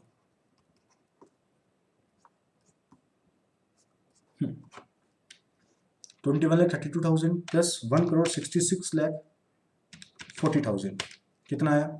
1,87,72,000। ठीक है जी, एम प्लस में डाल दिया। इसका है 21,84,000 प्लस 96,00,000 प्लस 39,40,000 प्लस 120 प्लस 40,000। कितना जीपी हो गया? 28,88,000। 28,80,000। जरा वापस देखें। 1,66,40,000 प्लस 21,32,000। 1,87,72,000। इस तरफ 21,84,000 प्लस 96,00,000 प्लस 39,40,000 प्लस 120 प्लस 40,000। कितना आ गया? प्लस 2,888,000। लो जी, ये आपका हो गया। हाँ साहब, अब इसके बाद बाई जीपी आ जाएगा। बाई ग्रोस प्रॉफिट कितना? 28,88,000। अच्छी बात है। अब एक एक एक्सपेंस लिखें। टू खर्चों के नाम लिखते जाएं, लिखते जाओ सब। कौन कौन से एक्सपेंस थे स्टार्टिंग से? पहला था to depreciation on machine. Depreciation on machine कितना जी? 12,000 नहीं, फिर 4,56,000। टू डेप्रिसिएशन ऑन फर्नीचर, पूरा लिखना भी आप, मेरे पास तो स्पेस कम है। कितना आएगा? 3,04,000। उसके बाद नेक्स्ट कितना आएगा?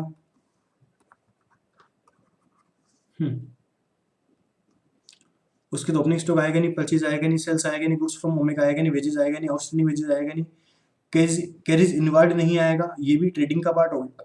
सैलरी आएगा, टू सैलरी। अब तो समझ रहे हो ना क्या कर रहा हूँ? Trading account, trial balance trading account बना रहा हूँ सिंपली, जो हमें बनाना आता है। कितना? 2,40,000 आ जाएगा। उसके बाद हमें क्या करना है और आगे देखिए, सैलरी का रेंट लिखना है। टू रेंट कितना, 80,000 सैलरी लिखी थी ना, हाँ।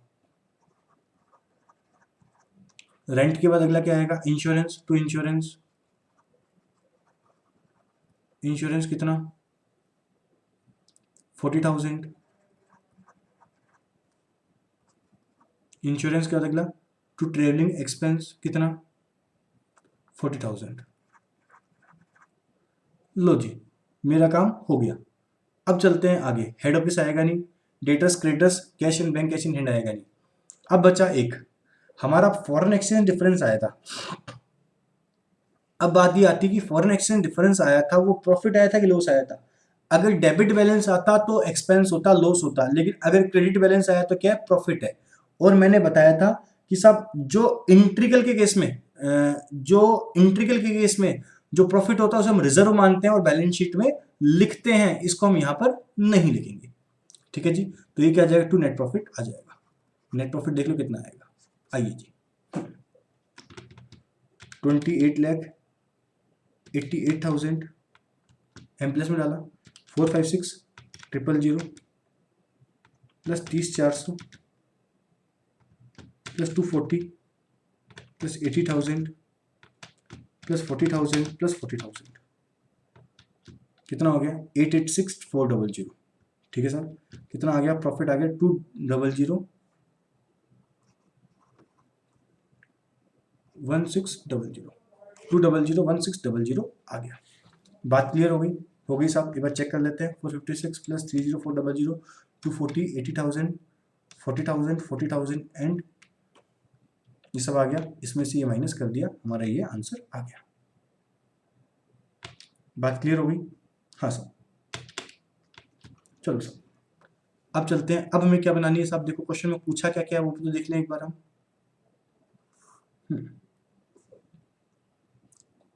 हमसे देखो पॉइंट नंबर 1 में पूछा है ट्रायल बैलेंस को कन्वर्ट करने के लिए। ट्रायल बैलेंस को कन्वर्ट करने के लिए वो मैं कर चुका। सेकंड में बोला ट्रेडिंग पी&एल बनाओ, मैंने ट्रेडिंग पी&एल भी बना डाला। अब क्या बोला, बैलेंस शीट बनाओ, और बैलेंस शीट बनाकर ब्रांच की एक्चुअल पोजीशन बताओ। तो साहब बैलेंस शीट से एक्चुअल पोजीशन पता चल जाती है, बैलेंस शीट से एक्चुअल पोजीशन पता चल जाती है, ताकि वो ब्रांच को हेड ऑफिस में मिला सके। इसका मतलब इसने ऑब्वियसली बैलेंस शीट भी रुपीज में ही पूछी है। नहीं बोलता तो हम रुपीज में ही बनाते जब तक क्वेश्चन पूछे नहीं बोलता। तो करें स्टार्ट, करो जी।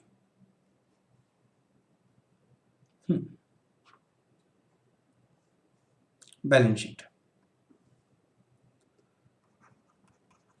हाँ जी, कॉलम बनेंगे। अच्छा सर, हॉरिजेंटल बनानी है वर्टिकल बनानी है, horizontal H liability amount assets amount, या वर्टिकल लंबी वाली। सर कुछ नहीं बोलता, कंपनी है नहीं, तो हॉरिजेंटल बना लो। हॉरिजेंटल मतलब लाइबिलिटी अमाउंट एसेट्स अमाउंट। ठीक है जी, तो एक एक डाटा लेते जाएंगे और इसको कंप्लीट करते जाएंगे। लो जी, स्टार्टिंग से देखते हैं क्या क्या इसमें आ सकता है। प्लांट मशीनरी आएगी सर, आएगी, प्लांट मशीनरी आएगी। चलो जी कोई बात नहीं, इसमें ही बना लेते हैं, कोई फर्क नहीं पड़ता।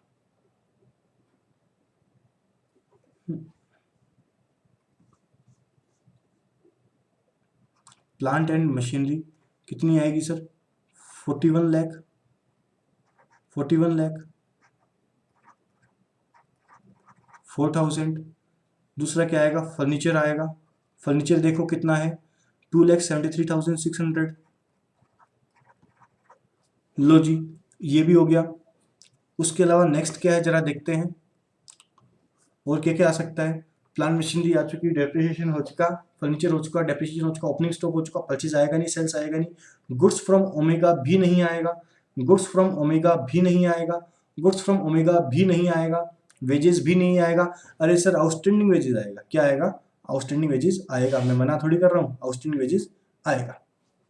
हाँ जी, 2-3 लाइनें छोड़ दें कैपिटल के लिए, आउटस्टैंडिंग वेजेस। सर कितना आएगा वो तो आपने बताया ही नहीं, वो हमारा आएगा सर, कितना आएगा, 41,000 आएगा। आप चेक कर सकते हो, 41,000 आ जाएगा। अच्छी बात है सर। और क्या आएगा जरा देखिए सर। इनवर्ड आएगा नहीं, सैलरी आएगी नहीं, रेंट आएगा नहीं, इंश्योरेंस आएगा नहीं, ट्रेवलिंग एक्सपेंस आएगा नहीं, हेड ऑफिस का बैलेंस तो आएगा ही भी, हेड ऑफिस का बैलेंस तो आएगा ही, और उसी में ही हम नेट प्रॉफिट एडजस्ट करेंगे। तो मैं लिख दूं, क्या लिख दूं, हेड ऑफिस। भाई कैपिटल की जगह हेड ऑफिस आएगा। भाई हेड ऑफिस के पास ही तो पैसा, हेड ऑफिस का पैसा है तो इसके पास पड़ा है, कितना है, इनर कॉलम में 43 लाख, एड नेट प्रॉफिट कितना, 2001600, कितना आएगा, 43 लाख प्लस 2001600, कितना आ गया, 63 लाख 1600, मतलब 63 लाख 1600 आ जाएगा। चलो जी, अच्छी बात है। और क्या आ सकता है साहब, डेटर आ जाएगा, क्रेडिटर्स आ जाएगा। पहले क्रेडिटर लिख दें।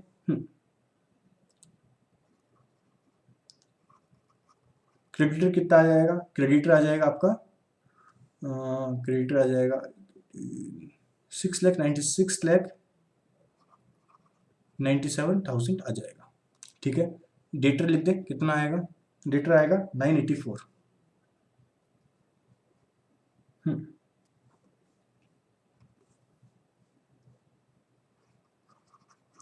डेटर आएगा 9,84,000। ठीक है साहब। डेटर के बाद नेक्स्ट नाम क्या आएगा, डेटर के बाद बैंक आएगा। सर बैंक कितना आएगा, 2,05,000 बस। और सर कैश कितना आएगा, कैश आएगा कितना, 41,000। सर कुछ और आएगा क्या, इसको मत भूल जाना, किसको, क्लोजिंग स्टॉक को मत भूल जाना। सर क्लोजिंग स्टॉक कितना आया था, जरा ऊपर चेक कर ले, कितना आया था क्लोजिंग स्टॉक हमारा, क्लोजिंग स्टॉक आया था 21,32,000, 21,32,000 आएगा, 21,32,000 आएगा। सर हो गया, हाँ हो गया, लेकिन ये गलती मत कर देना, याद है बताया था फॉरेन एक्सचेंज रिजर्व बनता है प्रॉफिट का, कितना सर, कितना प्रॉफिट का रिजर्व बनेगा, 7 लाख का बन जाएगा। लो जी, मेरे हिसाब से कंप्लीट हो चुका है, बैलेंस शीट मिला लेते हैं। 63 लाख 1600 प्लस 41,000, 697 और प्लस 7 लाख, कितना आ गया,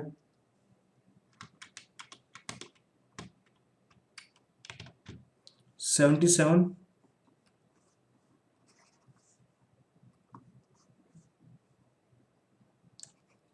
$77, 39, 600। हाँ जी, नेक्स्ट वाले में कितना आएगा, 41,04,000 plus 273, 600 plus 984, 000 plus 2,05,000 plus 41,000 plus 2132, 000। कितना आया देखो, ऊपर वाले की मेहरबानी से हमारी बैलेंस शीट मिल गई। लो साहब, ये इस कॉन्सेप्ट की कहानी है। हुआ क्या, क्या किया मैंने, मैंने सबसे पहले ट्रायल बैलेंस दे रखी थी, उसको इंडियन रुपीज में कन्वर्ट किया। उसके बाद इसने जो जो बोला वो मैंने बना दिया, बस इतना सा काम है, इतना सा काम करते मेरा क्वेश्चन खत्म हो गया। ठीक है जी, ये कहानी है। एक क्वेश्चन और ट्राई करते हैं। आइए क्वेश्चन नंबर 23 में आइए। ये क्वेश्चन और ट्राई करते हैं। क्या लिख रखा है, the Washington branch of XYZ Mumbai send the following trial balance on 31 दिसंबर 2012। 31 दिसंबर 2012 को मुझे एक ट्रायल बैलेंस दे रखी है, हेड ऑफिस दे रखी है, कन्वर्ट करेंगे डेफिनेटली किस पर, एक्चुअल पर, सेल्स एवरेज पर, डेटर्स एंड क्रेडिटर्स किस पर कन्वर्ट करेंगे, क्लोजिंग पर। मशीन जो जिस दिन हमने परचेज करी थी उस दिन की रेट पर अगर दे रखी हो तो, cash at bank, opening stock, goods from omega, goods from head office, expense, सब कुछ दे रखा है। गुड्स फ्रॉम हेड ऑफिस को हम एक्चुअल में कन्वर्ट कर देंगे। देखिए थोड़ा सा, in the books of head office, in the books of head office branch account stood as follows. क्या मतलब हुआ, अरे अरे ये जो ट्रायल बैलेंस दिया हुआ है ये तो ब्रांच का दिया हुआ है, और ये जो अकाउंट है ना ये ब्रांच की बुक में नहीं है, ये कहाँ है, हेड ऑफिस की बुक में है। अरे देखो ब्रांच अकाउंट है, किसकी बुक्स में है, हेड ऑफिस की बुक्स में है, हेड ऑफिस की बुक्स में है। चलो जी क्यों दे रखा है वो देख लेते हैं। चलो पहले क्या दे रखा है कि ब्रांच के 8,10,000 रुपीज मांगता था स्टार्टिंग में, 29,26,000 का गुड्स इसने सेंड कर दिया, अच्छी बात है। कैश रेमिटेंस हो गई 28,76,000 की, ये भी अच्छी बात है। और अब फिलहाल ये कितने मांगता है, 8,60,000 मांगता है, मतलब ये बैलेंस हो गया बैलेंस ऑफ ब्रांच। ब्रांच के फिलहाल कितने मांगता है, 8,60,000 मांगता है। Goods are send to the head office at cost plus 10%। ये जो ब्रांच को गुड्स भेजता है वो 10% प्रॉफिट कमाकर भेजता है, और ब्रांच सेल करती है, ब्रांच सेल करती है कितना कमाकर, 25% कमाकर करती है। सिंपल है। Machine was acquired on 31 January 2007 when $1 is equal to 40। पता नहीं कौन से जमाने के क्वेश्चंस हैं, ठीक है क्या करें। Opening rate 46, closing rate 48, average 47। क्या बोल रखा है, machine is depreciate 10% and branch manager is entitled commission 5% of profit of the branch. This is most important thing, ये आपको हेल्प करेगी कुछ और क्वेश्चंस में भी जो मैं होमवर्क दूंगा, तो ये लाइन आपको समझनी पड़ेगी। समझा दो ना सर, अभी नहीं समझाऊंगा सर, जब आएगा नंबर तब समझाऊंगा सर। पहले में क्या बोल रखा है इसने, prepare trading and P and L account in dollar. देखो बोला डॉलर में, बोलो डॉलर में बनाओ तो डॉलर में हम बना लेंगे। सेकंड में convert trial balance of branch into Indian currency and prepare branch trading in P and L account and branch account in the books of head office. ठीक है जी, तो जो जो पूछा वो कन्वर्ट करते जाए, कंप्लीट करते जाए, फिर दिमाग लगाएंगे। सबसे पहले trading in P and L in dollar बोला है, तो पहले करें question number 23। Trading and P and L as on कब भैया, देखो ना तारीख कितनी है, एज ऑन 31/12/12, ब्रैकेट में लिख लो इन डॉलर। लो साहब कॉलम हमें पता है कौन कौन से बनेंगे, पर्टिकुलर अमाउंट, पर्टिकुलर अमाउंट, अच्छी बात है। टू ओपनिंग स्टॉक बनेगा, वैसे ही सब डॉलर ना हो जाएगा और हमारे क्या। अच्छा अरे सर क्या मजे लेते हो, अच्छा अमाउंट लिखा है ठीक है, बाकी यहाँ अमाउंट लिख दो या फिर लिख दो या डॉलर का सिंबल लगा दो। सर डॉलर का सिंबल क्यों, अरे नालायक डॉलर में बना रहा हूँ मैं, ठीक है साहब। चलो करें, टू ओपनिंग स्टॉक कितना आएगा साहब, देखो 11,200, 11,200 आ जाएगा। टू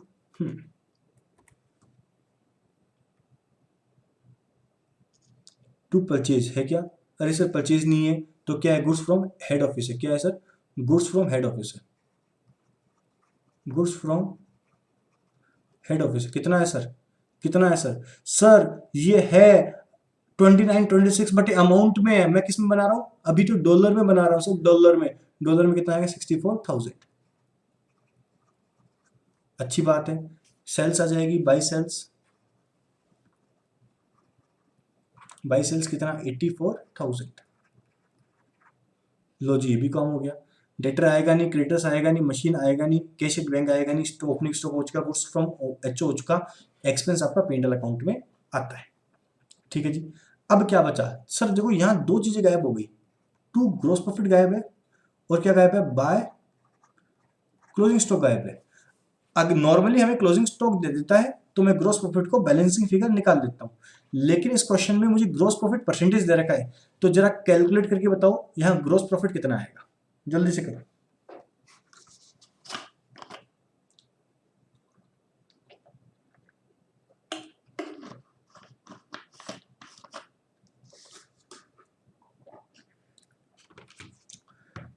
करो भी, कितना आएगा, यहां आएगा 16,800।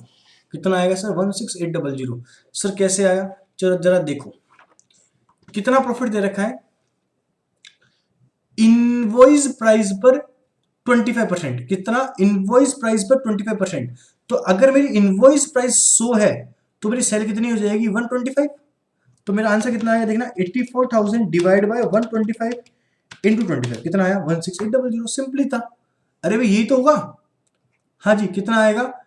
84,000 सिंपल था, इंटू 25 डिवाइड बाय 125 कितना आया? 16800। अब एक क्वेश्चन है, अरे सर ये लाइन काम नहीं आएगी क्या? ये लाइन क्यों दे रखी है? मैं बोलूंगा पता है क्यों दे रखी है लाइन? आपको पागल बनाने के लिए, पागल बनाने के लिए। सर क्यों? अरे भाई एक बात बताओ, हेड ऑफिस ब्रांच को माल बेचता है, यहां मैं गुड प्रॉफिट ट्रेडिंग पेंडल किसका बना रहा हूं? हेड ऑफिस का बना रहा हूं क्या? ये ट्रेडिंग पेंडल तो ब्रांच का बन रहा है, तो ब्रांच ने कितना कमाया? अरे भाई ब्रांच ने कितना कमाया? तो सब ब्रांच ने तो 16,800 ही कमाए ना, वो 10% हेड ऑफिस ने कमाए। वो हेड ऑफिस अपने जब अकाउंट्स बनाएगा, ब्रांच के साथ कंबाइन करेगा, तब देखेंगे क्या होगा। फिलहाल इसने खाली कितना कमाया है? 16,800 कमाया है। बचा हुआ क्या आ जाएगा सर? आपका क्लोजिंग स्टॉक बैलेंस फिगर आ जाएगा। तो 16,800 प्लस 64,000 प्लस 11200, 92,000 माइनस 84,000 कितना आया? 8,000 आ गया। 8,000 क्या आ गया साहब? आपका बैलेंसिंग फिगर आ गया। बोलो साहब कोई डाउट हो या इसमें तो मुझे डिस्कस करो। हो गया साहब, ये कंप्लीट हो गया। सर मुझे जो ट्रेडिंग पीरियड कंप्लीट करना है, तो यहाँ क्या आ जाएगा? बाय ग्रोस प्रॉफिट 16,800 और इस तरफ क्या आ जाएगा? टू एक्सपेंस एक ही दे रखा है सर, कितना दे रखा है? 5,000 कितना दे रखा है सर? 5,000 दे रखा है। सर और कुछ आएगा क्या? अरे नालायक को, एक चीज और आएगी सर। क्या आएगा? एक चीज और आएगी सर। क्या आएगा? देखो नीचे डेप्रिसिएशन भी दे रखा है सर। अरे डेप्रिसिएशन दे रखा है तो डेप्रिसिएशन भी आएगा। जब डेप्रिसिएशन दे रखा है तो डेप्रिसिएशन भी आएगा। सर डेप्रिसिएशन कितना है? 10% है। अरे सर डॉलर कितने रुपए का मशीन है? 24,000 का है। तो सर डेप्रिसिएशन कितना आएगा? 2400 आ जाएगा। सर और कुछ आएगा क्या? ये और आएगा सर, देखो कमीशन आएगा। कमीशन कितना आएगा ये समझो। 5% ऑफ प्रॉफिट ऑफ ब्रांच। क्या लिख रहेगा पहले तो? Branch manager is entitled commission 5% on the profit of the branch. जो ब्रांच का प्रॉफिट है उस पर 5% कमीशन मिलेगा ब्रांच मैनेजर को। बेटा इसमें आफ्टर प्रॉफिट बोल रहे हैं, आफ्टर कमीशन बोल रहे हैं क्या? समझ आया? तो याद है 12th क्लास में पढ़ते थे, आफ्टर कमीशन बिफोर कमीशन। इसमें आफ्टर कमीशन वर्ड है क्या? नहीं है ना। अगर क्वेश्चन आफ्टर कमीशन बोलता है तो हम आफ्टर कमीशन मानते हैं। आफ्टर कमीशन मतलब वो याद है 5/105। लेकिन कुछ नहीं बोलता तो हम बिफोर कमीशन ही मानते हैं। और हमारा कमीशन पता कितना आएगा? 16800 माइनस 5,000 माइनस 2400 इंटू कितना? कितना बताओ भाई? 5%। कितना आया? 470 का आ जाएगा सर। कितने का आ जाएगा? 470 का। सर कैलकुलेशन करके बता दो। लो जी ब्रैकेट में कर देता हूँ। कितना? 16800 माइनस 5,000 माइनस 2400 इंटू 5%। हाँ जी, क्या आएगा? टू नेट प्रॉफिट आ जाएगा। नेट प्रॉफिट कितना आएगा देखो? 16,800 माइनस 5,000 माइनस 2400 माइनस 470 कितना आया? 8930 आ जाएगा। बोलो भी कोई डाउट हो यहाँ तक तो मुझसे डिस्कस कर सकते हो। बोलो भी, क्लियर हो गया? ठीक है जी, मेरा पहला पॉइंट कंप्लीट हो गया। सर आपने कमीशन में खाली इतना ही समझाना था क्या? नहीं भाई, ये तो सिंपल था, ये तो आप ही कर लेते। कुछ और नया है वो भी समझाना है, वो हम देखेंगे। लेकिन सेकंड पॉइंट में क्या पूछा वो देखो पहले तो। ये बोला ट्रायल बैलेंस बनाओ, इंडियन रुपीज में कन्वर्ट करो। मैं क्या बोलूंगा? बना दूंगा। कैसे बनेगी? सिंपली बन जाएगी, बहुत ही सिंपल है। स्टार्ट करते हैं। कौन कौन से कॉलम्स बनेंगे? सिंपल है, वही कॉलम्स बनेंगे जो आपने लास्ट एग्जाम्पल में बनाए थे। सब कौन कौन से कॉलम बनेंगे? चलो बनाते हैं एक एक करके। हाँ सर।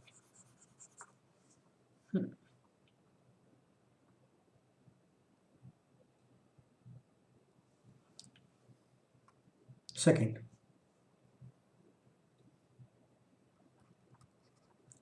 कन्वर्जन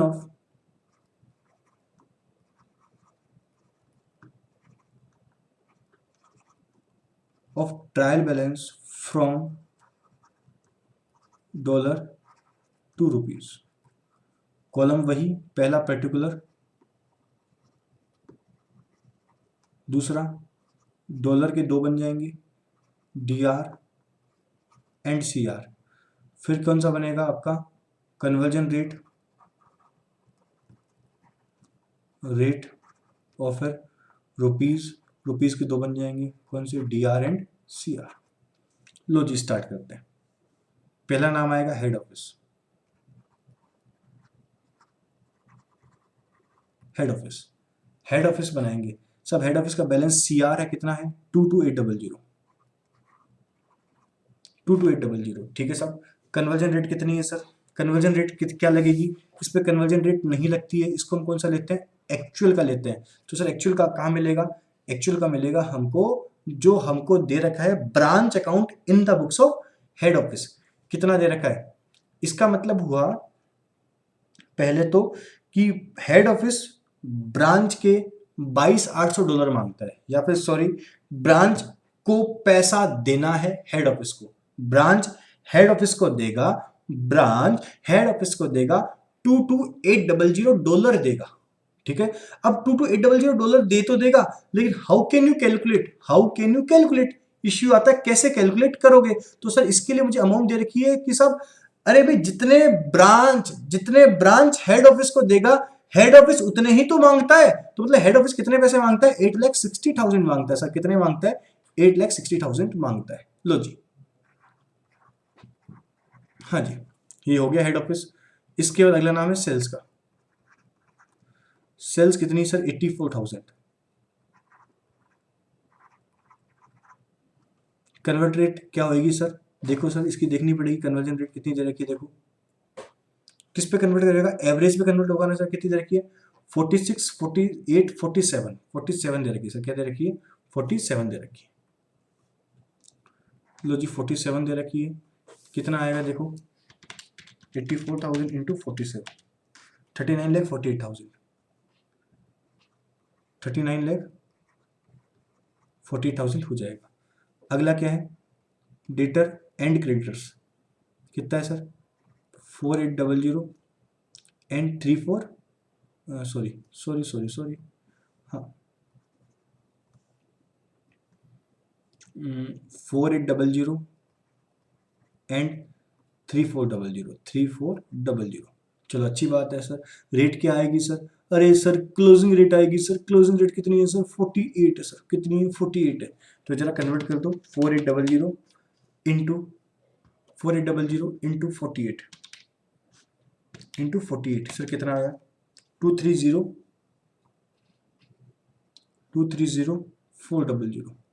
अरे भी इसने डेट और क्रेडिट एक साथ दे दिया, मैंने क्या एक साथ बना दिया, मैंने क्या दिक्कत है, 3400 इंटू 48, 163200। अगला नाम मशीन, मशीन कितना, 24,000।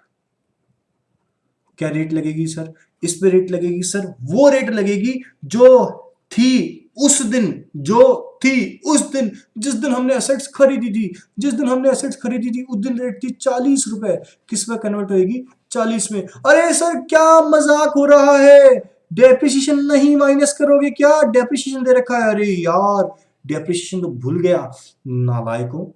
पिछले एग्जाम्पल में चिक चिक कर बोला था मैं कि हमें ट्रायल बैलेंस कंप्लीट करनी है, हमें कोई एडजस्टमेंट नहीं करने, हमें ट्रायल बैलेंस में पेंडल बना के नहीं देना, ट्रायल बैलेंस कन्वर्ट करना है, मतलब जो ट्रायल बैलेंस की इंफॉर्मेशन है खाली उसे कन्वर्ट करनी है, अपना दिमाग नहीं लगाना है, अनलेस क्वेश्चन न बोल दे। पिछले क्वेश्चन में बोला था 1 से लेकर 4 पॉइंट एडजस्ट करो, तो मतलब 1 से लेकर 4 ही एडजस्ट करने थे, इसमें बोला है क्या कुछ एडजस्ट करने के लिए, अरे बोल रहा है क्या भाई, अरे बोल रहा है क्या, बोल लो ना, नहीं बोल रहा ना, तो फिर क्यों डेप्रिसिएशन लगा रहे हो, डेप्रिसिएशन आपके सही जगह लग जाएगा, जब आप ट्रेडिंग पीएनएल बैलेंस शीट बनाओगे सब जगह लग जाएगा। फिलहाल तो मैं केवल ट्रायल बैलेंस कन्वर्ट कर रहा हूं, क्या कन्वर्ट कर रहा हूं, ट्रायल बैलेंस कन्वर्ट कर रहा हूं। क्या आएगा, 24,000 इंटू 40, 9,60,000 आ जाएगा। अच्छी बात है साहब, ये भी हो गया। अब क्या बचा साहब, इसके अलावा बैंक बचा। सर बैंक में कितना आएगा, 1200, किस पे कन्वर्ट हो जाएगा अभी, 40, किस पे, 48 पे कन्वर्ट हो जाएगा, क्लोजिंग पे कन्वर्ट होएगा ना सर, हाँ सर क्लोजिंग पे कन्वर्ट होएगा, कितना आएगा, 1200 इंटू 48, 57600, 57,600। अरे सर नीचे वाला मिटा दो ना यार, ये डिस्टर्ब कर रहा है। कोई बात नहीं, मिटा देता हूँ। सर मेरे कुछ काम आएगा क्या? केवल 8,000 क्लोजिंग स्टॉक काम आएगा, वो मैं लिख लेता हूँ, बाकी कुछ भी काम नहीं आने वाला। लो सर,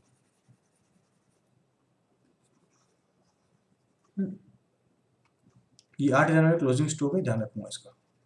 ठीक है साहब, चलो मैंने बैंक को कन्वर्ट कर दिया। अब किसको कन्वर्ट करना है सर? ओपनिंग स्टॉक को। ओपनिंग स्टॉक को कन्वर्ट करना है। ओपनिंग स्टॉक कितना है सर? 11,200।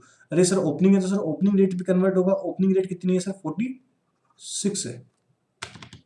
11,200 इंटू 46, 515,200। 200 ओपनिंग स्टॉक भी कन्वर्ट हो गया। ठीक है सर, ओपनिंग स्टॉक कन्वर्ट होने के बाद क्या बचा सर आपका? Goods from omega, goods from head office. वो पिछला एग्जांपल याद रह गया मेरे को। हेड ऑफिस कितना सर? 64,000। सर इसको किस पे कन्वर्ट करेंगे? इसको कन्वर्ट करते हैं, 2 बार बता चुका हूं एक्चुअल में। Goods from omega, closing balance of head office and cash remittance को हम एक्चुअल पे कन्वर्ट करते हैं। सब एक्चुअल कितना दे रखा है इसका? 29,26,000। कितना दे रखा है साहब? 29,26,000 दे रखा है। अच्छी बात है साहब। अब अगला क्या है? एक्सपेंस। एक्सपेंस को कन्वर्ट करें सर, एवरेज में कन्वर्ट होगा। हाँ सर एवरेज में कन्वर्ट होगा सर। एवरेज कितनी दे रखी है सर? 47 दे रखी है सर। 47 दे रखी है, तो लिख दो 5,000 इंटू 47, 235 आ जाएगा। क्या आ जाएगा? 2,35,000 आ जाएगा। लो सर, कंप्लीट हो गया। अरे सर कमीशन नहीं लिखोगे क्या? वापस समझाऊं, कमीशन ट्रायल बैलेंस में दे रखा है क्या? नहीं दे रखा है ना। एडजस्ट करने के लिए बोल रखा है क्या? नहीं बोल रखा है ना। तो क्यों कर रहे हो, दिमाग लगा रहे हो? ठीक है, कंप्लीट हो गया। एक्सचेंज डिफरेंस निकाल दो सब, कितना आएगा? 8,60,000 प्लस 39,48,000 प्लस 163200, 49,71,200, 49,71,200 एम्प्लेस में डाल दिया। 230,400 plus 960 plus 57600 plus 515200 plus 29,26,000 plus 2,35,000। हाँ जी, कितना आ गया? अरे सर कुछ गड़बड़ कर दी, देखते हैं वापस। 230,400 प्लस 96 लाख, 96 लाख नहीं आएगा, 9,60,000 आएगा। 57600 आ जाएगा। 515200 आ जाएगा। 29,26,000 आ जाएगा और 2,35,000 आ जाएगा। 49,24,200 माइनस 4,971,200 आ जाएगा। कितना आ गया सर? 47,000 आ जाएगा। किस तरफ आ जाएगा? इस तरफ आ जाएगा। 47,000 आ जाएगा। तो साहब डेबिट आ गया। डेबिट आ गया तो मेरा क्या हो गया? एक्सचेंज लॉस हो गया सर। क्या हो गया? एक्सचेंज लॉस हो गया। ठीक है जी, यहाँ तक कोई दिक्कत नहीं होनी चाहिए। एक्सचेंज लॉस आ गया। लो जी, कंप्लीट हो गया। ये पार्ट भी मेरा कंप्लीट हो गया। अब इसने क्या बोला? वापस ट्रेडिंग इन पीनल बनाओ। लेकिन अब ट्रेडिंग इन पीनल कैसे बनाओ सर? ट्रेडिंग इन पीनल कैसे बनाओ? रुपीज में बनाओ। तो सर रुपीज में बना देंगे, सिंपली बनेगा, कोई भी मेहनत करने की जरूरत नहीं है। आइए सर,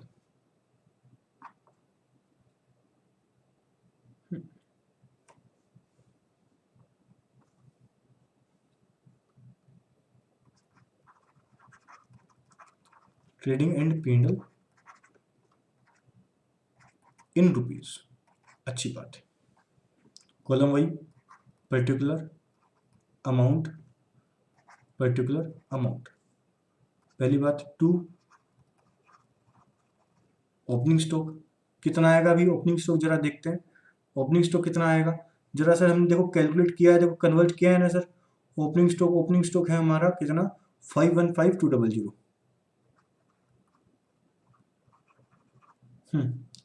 ओपनिंग स्टॉक के बाद to goods from HO, to goods from head office कितना सर? 29,26,000 गुड्स फ्रॉम एचओ हो गया। उसके अलावा कुछ आएगा क्या? एक्सपेंस आएगा नहीं सर। इस तरफ क्या आएगा? बाई सेल्स आएगी सर, कितनी आएगी देखो, 80 नहीं 39 लाख, 39 लाख 48,000 लो जी, सेल्स हो गया। क्या आएगा, बाय क्लोजिंग स्टॉक।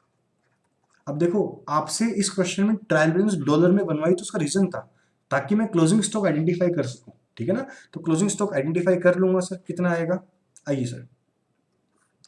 हिमांशु बोल रहा है सर अगर नहीं बोलता बनाने के लिए तो भी बनानी पड़ती बेटा, क्योंकि बिना क्लोजिंग स्टॉक के तो मैं हमारा प्रॉफिट कैलकुलेट नहीं कर पाता। चलो जी, क्लोजिंग स्टॉक कितना है हमारा, $8,000 है। हाँ, रुपीज में कन्वर्ट करना चाहो तो कर लो, क्वेश्चन आपको बोल देता है, डोंट वरी, ठीक है ना। 8,000 इंटू 48, सर क्लोजिंग भी कन्वर्ट होगा ना। हाँ सर, कन्वर्ट क्लोजिंग भी होगा। क्लोजिंग कितना था, 48 रेट थी, इंटू 48, 8,000 इंटू 48, 38,400,000। हाँ, टू ग्रॉस प्रॉफिट कितना आएगा सर, देख लेते हैं। 384 प्लस 39,48,000, 39,48,000 माइनस 515,52,00, 515,200 माइनस 29,26,000, 890,800, 890,800। बोलो जी, कोई दिक्कत है इस ग्रॉस प्रॉफिट के अंदर? मुझे कोई तकलीफ नहीं है। इसको इस तरफ लिख दें, बाई ग्रॉस प्रॉफिट कितना आ जाएगा, 890,800। हाँ जी, अब खर्चे लिख दें एक एक करके। एक तो 2 एक्सपेंस आ जाएगा सर, एक्सपेंस कितना आ जाएगा, हमने कन्वर्ट किया था, 2,35,000 आ जाएगा सर। कितना आ जाएगा, 2,35,000 आ जाएगा, इसमें कोई तकलीफ नहीं है। हाँ सर, अब क्या है, अब जरा अपना ट्रेडिंग एंड पेंडल डॉलर वाला देखो, उसमें एक हमने डेप्रिसिएशन लिखा था। क्या लिखा था, डेप्रिसिएशन लिखा था। डेप्रिसिएशन कितना लिखा था जरा मुझे बताओगे याद करके। देखो, वो डेप्रिसिएशन हमने लिखा था, जरा याद करो, वो डेप्रिसिएशन हमारा था 2400 का। सर कितने का था, 2400 का। तो सर कन्वर्ट करेंगे तो कितना आ जाएगा, 2400 इंटू, इस पे वही रेट लगती है जो किस पे लगती है, फिक्स्ड एसेट पे लगती है। तो साहब कितनी रेट लग रही है, 40 लग रही है। तो कितना आ जाएगा, 2400 इंटू 40, कितना आ गया, 96,000 आ गया साहब। कितना आ गया, 96,000 आ गया, ठीक है साहब, 96,000 आ गया। और ये खर्चा वाला लगा था 2 कमीशन। हाँ जी, 470 इंटू, ये समझो, बस केवल यही इंपॉर्टेंट है, बाकी क्वेश्चन इजी है, कंप्लीट हो चुका है। हाँ सर, क्या क्या क्या क्या, प्लीज पहले मैं समझा दूं जो मैं करने की सोच रहा हूं फिलहाल, मतलब जो आप करते, कमीशन क्या है। अच्छा पहले तो एक बात बताओ, ये हमारा जो $470 कमीशन है, क्या ये पे हो चुका है आउटस्टैंडिंग माने, ये बताओ पहले तो। ऑब्वियस आउटस्टैंडिंग मानेंगे, ऑब्वियस है आउटस्टैंडिंग मानेंगे, क्योंकि देखो लिख रखा है साल के एंड में कैलकुलेट होगा। तो जब तक प्रॉफिट कैलकुलेट नहीं होगा, जब तक प्रॉफिट कैलकुलेट नहीं होगा, कमीशन कैलकुलेट कर सकते हो क्या, नहीं कर सकते। मतलब साल खत्म होने के बाद ही प्रॉफिट कैलकुलेट होगा, और साल खत्म होने के बाद प्रॉफिट कैलकुलेट होगा, मतलब आपका ये कमीशन आउटस्टैंडिंग रहेगा। तो इसकी एंट्री पता है क्या होगी, पहली बात तो ये। अच्छा पहले एंट्री कब होगी, 31 दिसंबर को होगी। इस तरफ देखो मैं क्या कर रहा हूं, एंट्री होगी commission account DR to outstanding commission, to outstanding commission, ये एंट्री होगी। ये मिटा देता हूं, कोई काम का नहीं है आपके, है ना। ये एंट्री होगी। अब जो हमने अभी तक सीखा है, सुनना, ये थोड़ा सा ट्रिकी पॉइंट है, समझना खाली। जो अभी तक हमने सीखा है उस हिसाब से कमीशन को तो हम कन्वर्ट करते हैं किस पर, एवरेज पर, और क्लोजिंग को कन्वर्ट करते हैं हम किस पर, क्लोजिंग रेट पर। अगर मैं ऐसा करता हूं तो यहां पर और यहां पर अमाउंट अलग अलग आएगी। जैसे कि बात करें 470 इंटू एवरेज रेट कितनी थी आपकी 47, 220900, 220990, और दूसरा आउटस्टैंडिंग कमीशन की रेट पता कितनी आएगी 470 इंटू क्लोजिंग कितना 48, कितनी आएगी 22560 आएगी, 22560 आएगी। अब पता है ये एंट्री गलत है, ये एंट्री आपकी गलत है, सरासर गलत है। अब ये गलत क्यों है वो समझो। एक्चुअल में ये एंट्री इसलिए गलत है क्योंकि यहां देखो अमाउंट ही नहीं मिल रही। अच्छा सॉरी, एंट्री तो सही है लेकिन अमाउंट गलत है, जेन्युइन आपके सामने नहीं मिल रही। ठीक है, अब इसका सॉल्यूशन क्या होगा। सॉल्यूशन नंबर 1 कि डिफरेंस को एक्सचेंज डिफरेंस में डाल दो, डिफरेंस को किसमें डाल दो एक्सचेंज डिफरेंस में डाल दो, सॉल्यूशन हो गया और एक्सचेंज डिफरेंस एडजस्ट करके काम कंप्लीट हो जाएगा। लेकिन मेरा मॉड्यूल ही करता ही नहीं है। ठीक है, अब मॉड्यूल क्या करता है उसके लिए कहानी सुनते हैं। सही कहानी है, एकदम सही कहानी है। ओपनिंग को ओपनिंग में कन्वर्ट करो समझ में आता है, क्लोजिंग को क्लोजिंग में कन्वर्ट करो समझ में आता है, लेकिन ये एवरेज का क्या लफड़ा है भाई। भाई मुझे ब्रांच के ट्रांजैक्शन को रुपीज में कन्वर्ट करना है तो उस रेट पे कन्वर्ट करो ना, जिस दिन ट्रांजैक्शन हुआ उस दिन की रेट पे कन्वर्ट करो ना। भाई मुझे पता है, देखो भाई हमारी थ्योरेटिकल लाइफ और प्रैक्टिकल लाइफ में डिफरेंस होता है। थ्योरेटिकल लाइफ क्या बोलती है कि कुछ अजम्पशंस मानो, प्रैक्टिकल लाइफ बोलती है हमें सब पता है क्या हुआ है उसके हिसाब से अकाउंटिंग करो। अब मैं जिस दिन गुड्स परचेज करूंगा क्या उस दिन मुझे पता है रेट क्या चल रही है, ऑब्वियस पता है। जिस दिन मैं सेल करूंगा उस दिन मुझे पता है रेट क्या चल रही है, ऑब्वियस पता है। मैं सेल भी नंबर ऑफ डेज करता हूं और हर दिन की रेट मुझे पता होता है। तो हकीकत में प्रैक्टिकल लाइफ में जो एक्चुअल रेट होती है उस बेस पे कन्वर्ट किया जाता है। लेकिन AS 11 क्या बोलता है, जहां पर प्रैक्टिकली पॉसिबल ना हो वहां पर आप क्या लो, एवरेज रेट लो। तो अब क्वेश्चंस के अंदर हमको पता ही नहीं चल सकता कि हम कौन सी रेट लें। ठीक है ना, इसलिए हम कौन सी रेट ले लेते हैं, एवरेज ले लेते हैं। लेकिन अब ये बताना, मैं जो बोल रहा हूं कान खोल के सुनना, क्या मुझे पता है ये कमीशन वाली एंट्री कब हुई सर, 31/12 को हुई। इसका मतलब ये कमीशन मोस्ट इंपॉर्टेंट, इसको मैं किस रेट पे कन्वर्ट करूंगा, क्लोजिंग पे कन्वर्ट करूंगा। बस ये बात समझनी पड़ेगी।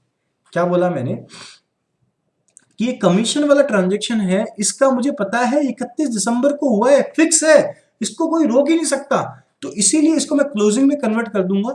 इससे दो फायदे होंगे, एक तो आपकी ये एंट्री मैच हो जाएगी, ठीक है, कोई भी फॉरेन एक्सचेंज डिफरेंस नहीं आएगा, और मेरा मॉड्यूल जो बोलता है उस हिसाब से आंसर भी मेरा क्रिएट हो जाएगा। ठीक है, ये केवल कमीशन पे एप्लीकेबल हो रहा है, उसके अलावा किसी पे एप्लीकेबल न हुआ है न ही होगा, भविष्य में भी नहीं होगा। खाली किस पे एप्लीकेबल है, कमीशन पे एप्लीकेबल है। सर कमीशन पे क्यों एप्लीकेबल है, क्योंकि कमीशन हमने साल के एंड में कैलकुलेट किया है, और साल के एंड में मतलब मुझे पता है ये कमीशन वाली एंट्री 31 दिसंबर को हुई है, तो मतलब 31 दिसंबर वाली रेट लगेगी। सर बाकी ट्रांजैक्शन पे ऐसा क्यों नहीं किया, क्योंकि उस पर मुझे पता ही नहीं है, इसलिए मैंने बाकी एक्सपेंस इनकम के लिए मैंने एवरेज की रेट ले ली। तो यहां पर किससे मल्टीप्लाई करूंगा, मोस्ट इंपॉर्टेंट, यहां रेट करूंगा मैं क्लोजिंग से, किससे मल्टीप्लाई करूंगा 48 से मल्टीप्लाई करूंगा। बस ये चीज नहीं है, बाकी उसके अलावा कुछ भी नया नहीं। चलो जी, क्या आएगा 470 इंटू 48, 22560, 22560। लो जी, अच्छा और क्या आएगा सर, एक फॉरेन एक्सचेंज लॉस भी हुआ था। हाँ, तो फॉरेन एक्सचेंज लॉस आ जाएगा, क्योंकि मैंने बताया था लॉस तो हम P&L में भेज देते हैं, प्रॉफिट हमारा बैलेंस शीट में जाता है। सर कितना आया था, ध्यान है क्या, अरे सर ध्यान है ना, कितना आया था देखो 47,000 का, बचा हुआ 2 नेट प्रॉफिट आ जाएगा। कितना आएगा जरा देख लो, 890,800 माइनस 2,35,000, 96,000 माइनस कर दिया, 22,560 माइनस कर दिया, एंड कितना माइनस कर दिया, 47,000 माइनस कर दिया, कितना आ गया 490,240 आ गया, कितना आ गया 490,240 आ गया।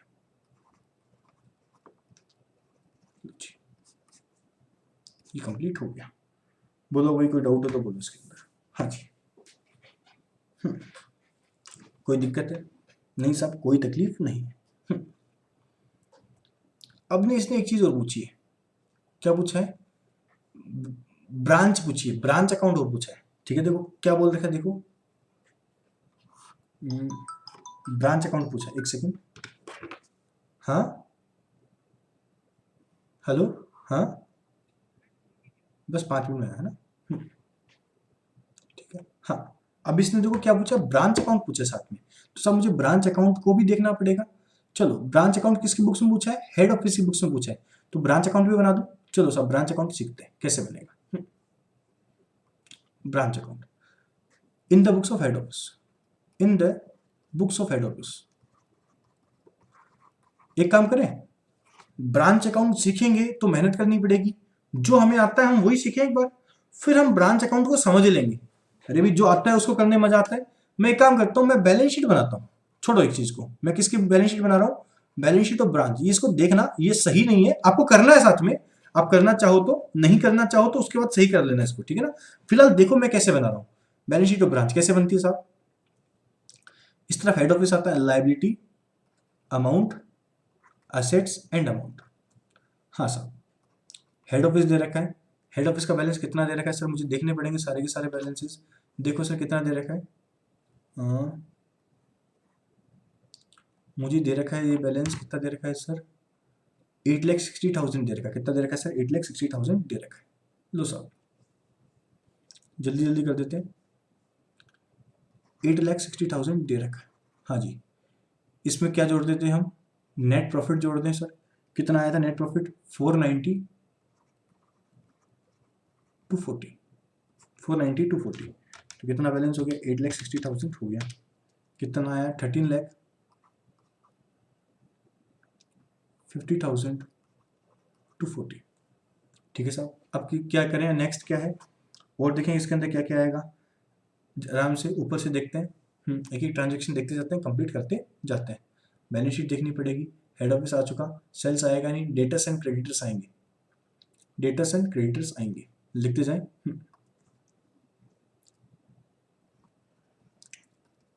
क्रेडिटर देखो ट्रायल बैलेंस में कितने आ रहे हैं, क्रेडिटर्स आ रहे हैं 163,200, 163,200।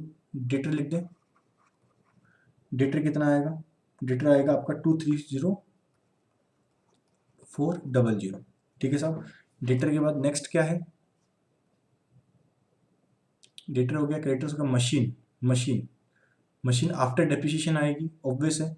किसके बाद आएगी, आफ्टर डेप्रिसिएशन आएगी मशीन, मशीन आफ्टर डेप्रिसिएशन देखो कितनी आएगी, 960 है, उसमें से 9,60,000 था, उसमें 96,000 माइनस कर दें डेप्रिसिएशन का, कितना बच गया, ये बच गया 8,64,000, 8,64,000। अच्छी बात है। मशीन के बाद अगला नंबर किसका आएगा, देखो मशीन हो गई, इसके बाद बैंक आएगा, आउटस्टैंडिंग एक्सपेंस आएगा, बैंक आएगा और आउटस्टैंडिंग एक्सपेंस आएगा।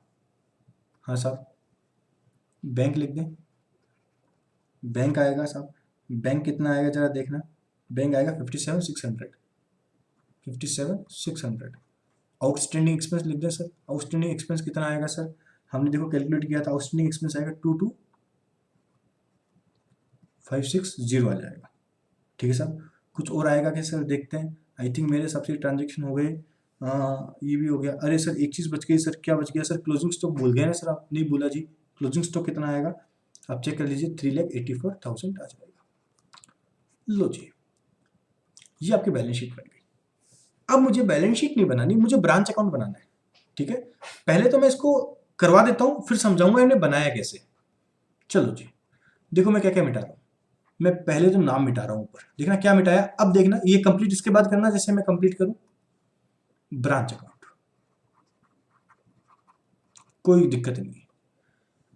ब्रांच अकाउंट में मैंने क्या किया, ये नाम मिटाए, लाइबिलिटी, अमाउंट, असेट्स, अमाउंट। इसकी जगह सर क्या नाम लिखे, इसकी जगह लिखा मैंने पर्टिकुलर अमाउंट, पर्टिकुलर अमाउंट। अरे सर कितना खतरनाक चेंज कर दिया।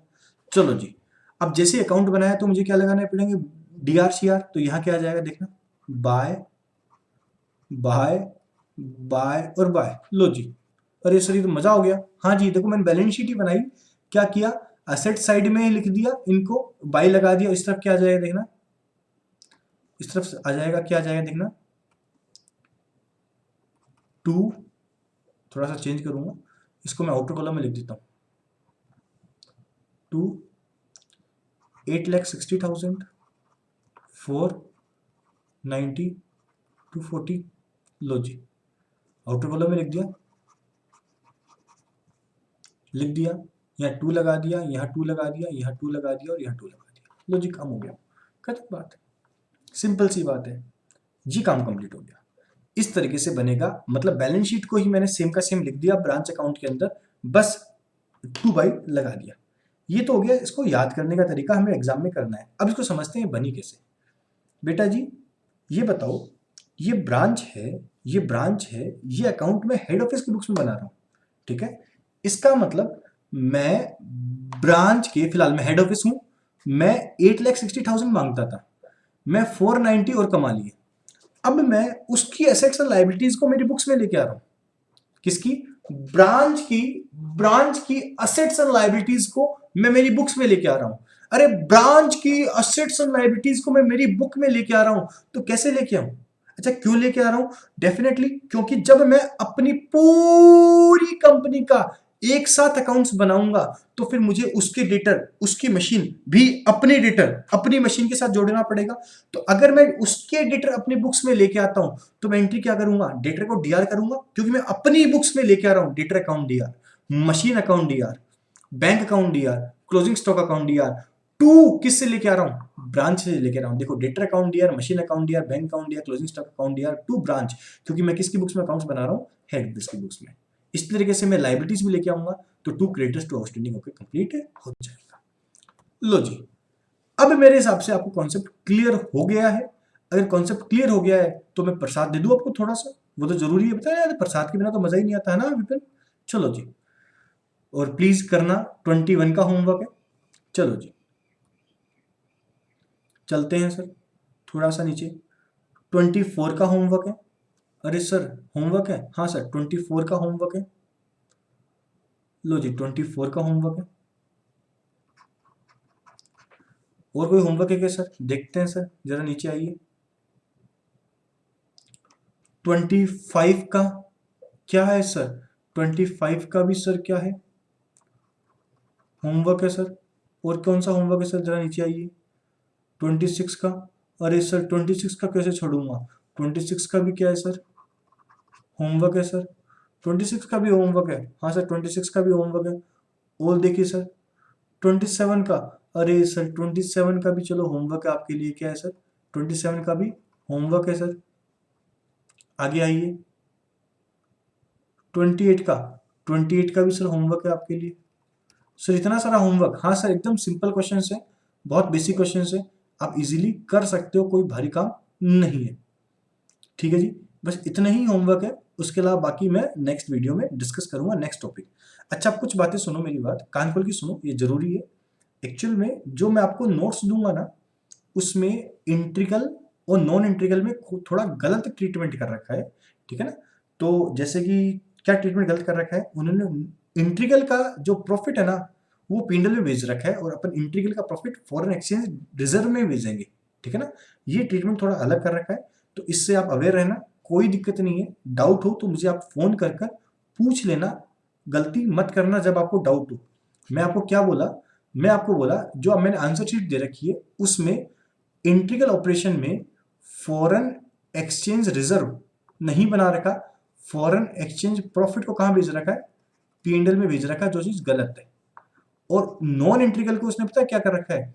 जो भी फॉरेन एक्सचेंज रिजर्व है वो बना रखा है, ठीक है ना। तो ये गलत कर रखा है, उल्टा ट्रीटमेंट कर रखा है। मैं आपको मॉड्यूल की कॉपी व्हाट्सअप करूंगा, ठीक है ना। उसमें जैसे मैंने आपको बताया है नोट्स के अंदर वैसे ही कर रखा है। वो पुराने नोट्स थे, पुराने आंसर्स दे रखे हैं, इसलिए हो सकता है गलती हो। तो ये चीज थोड़ी सी समझ लेना, इसकी वजह से कोई भी मिस्टेक हो तो मुझसे फोन करके बात कर लेना। दूसरी बात, वहां कुछ क्वेश्चन इंटीग्रल के हिसाब से कर रखे हैं, कुछ नॉन इंटीग्रल के हिसाब से कर रखा है। हम इंटीग्रल के हिसाब से करेंगे जब तक क्वेश्चन कुछ नहीं बोलता है, ठीक है जी। Okay, tata bye bye, complete हो गया कॉन्सेप्ट। अगली वीडियो में बहुत मजा आएगा, क्योंकि अब मेरी इंडिपेंडेंट ब्रांच स्टार्ट हो जाएगी। Bye bye.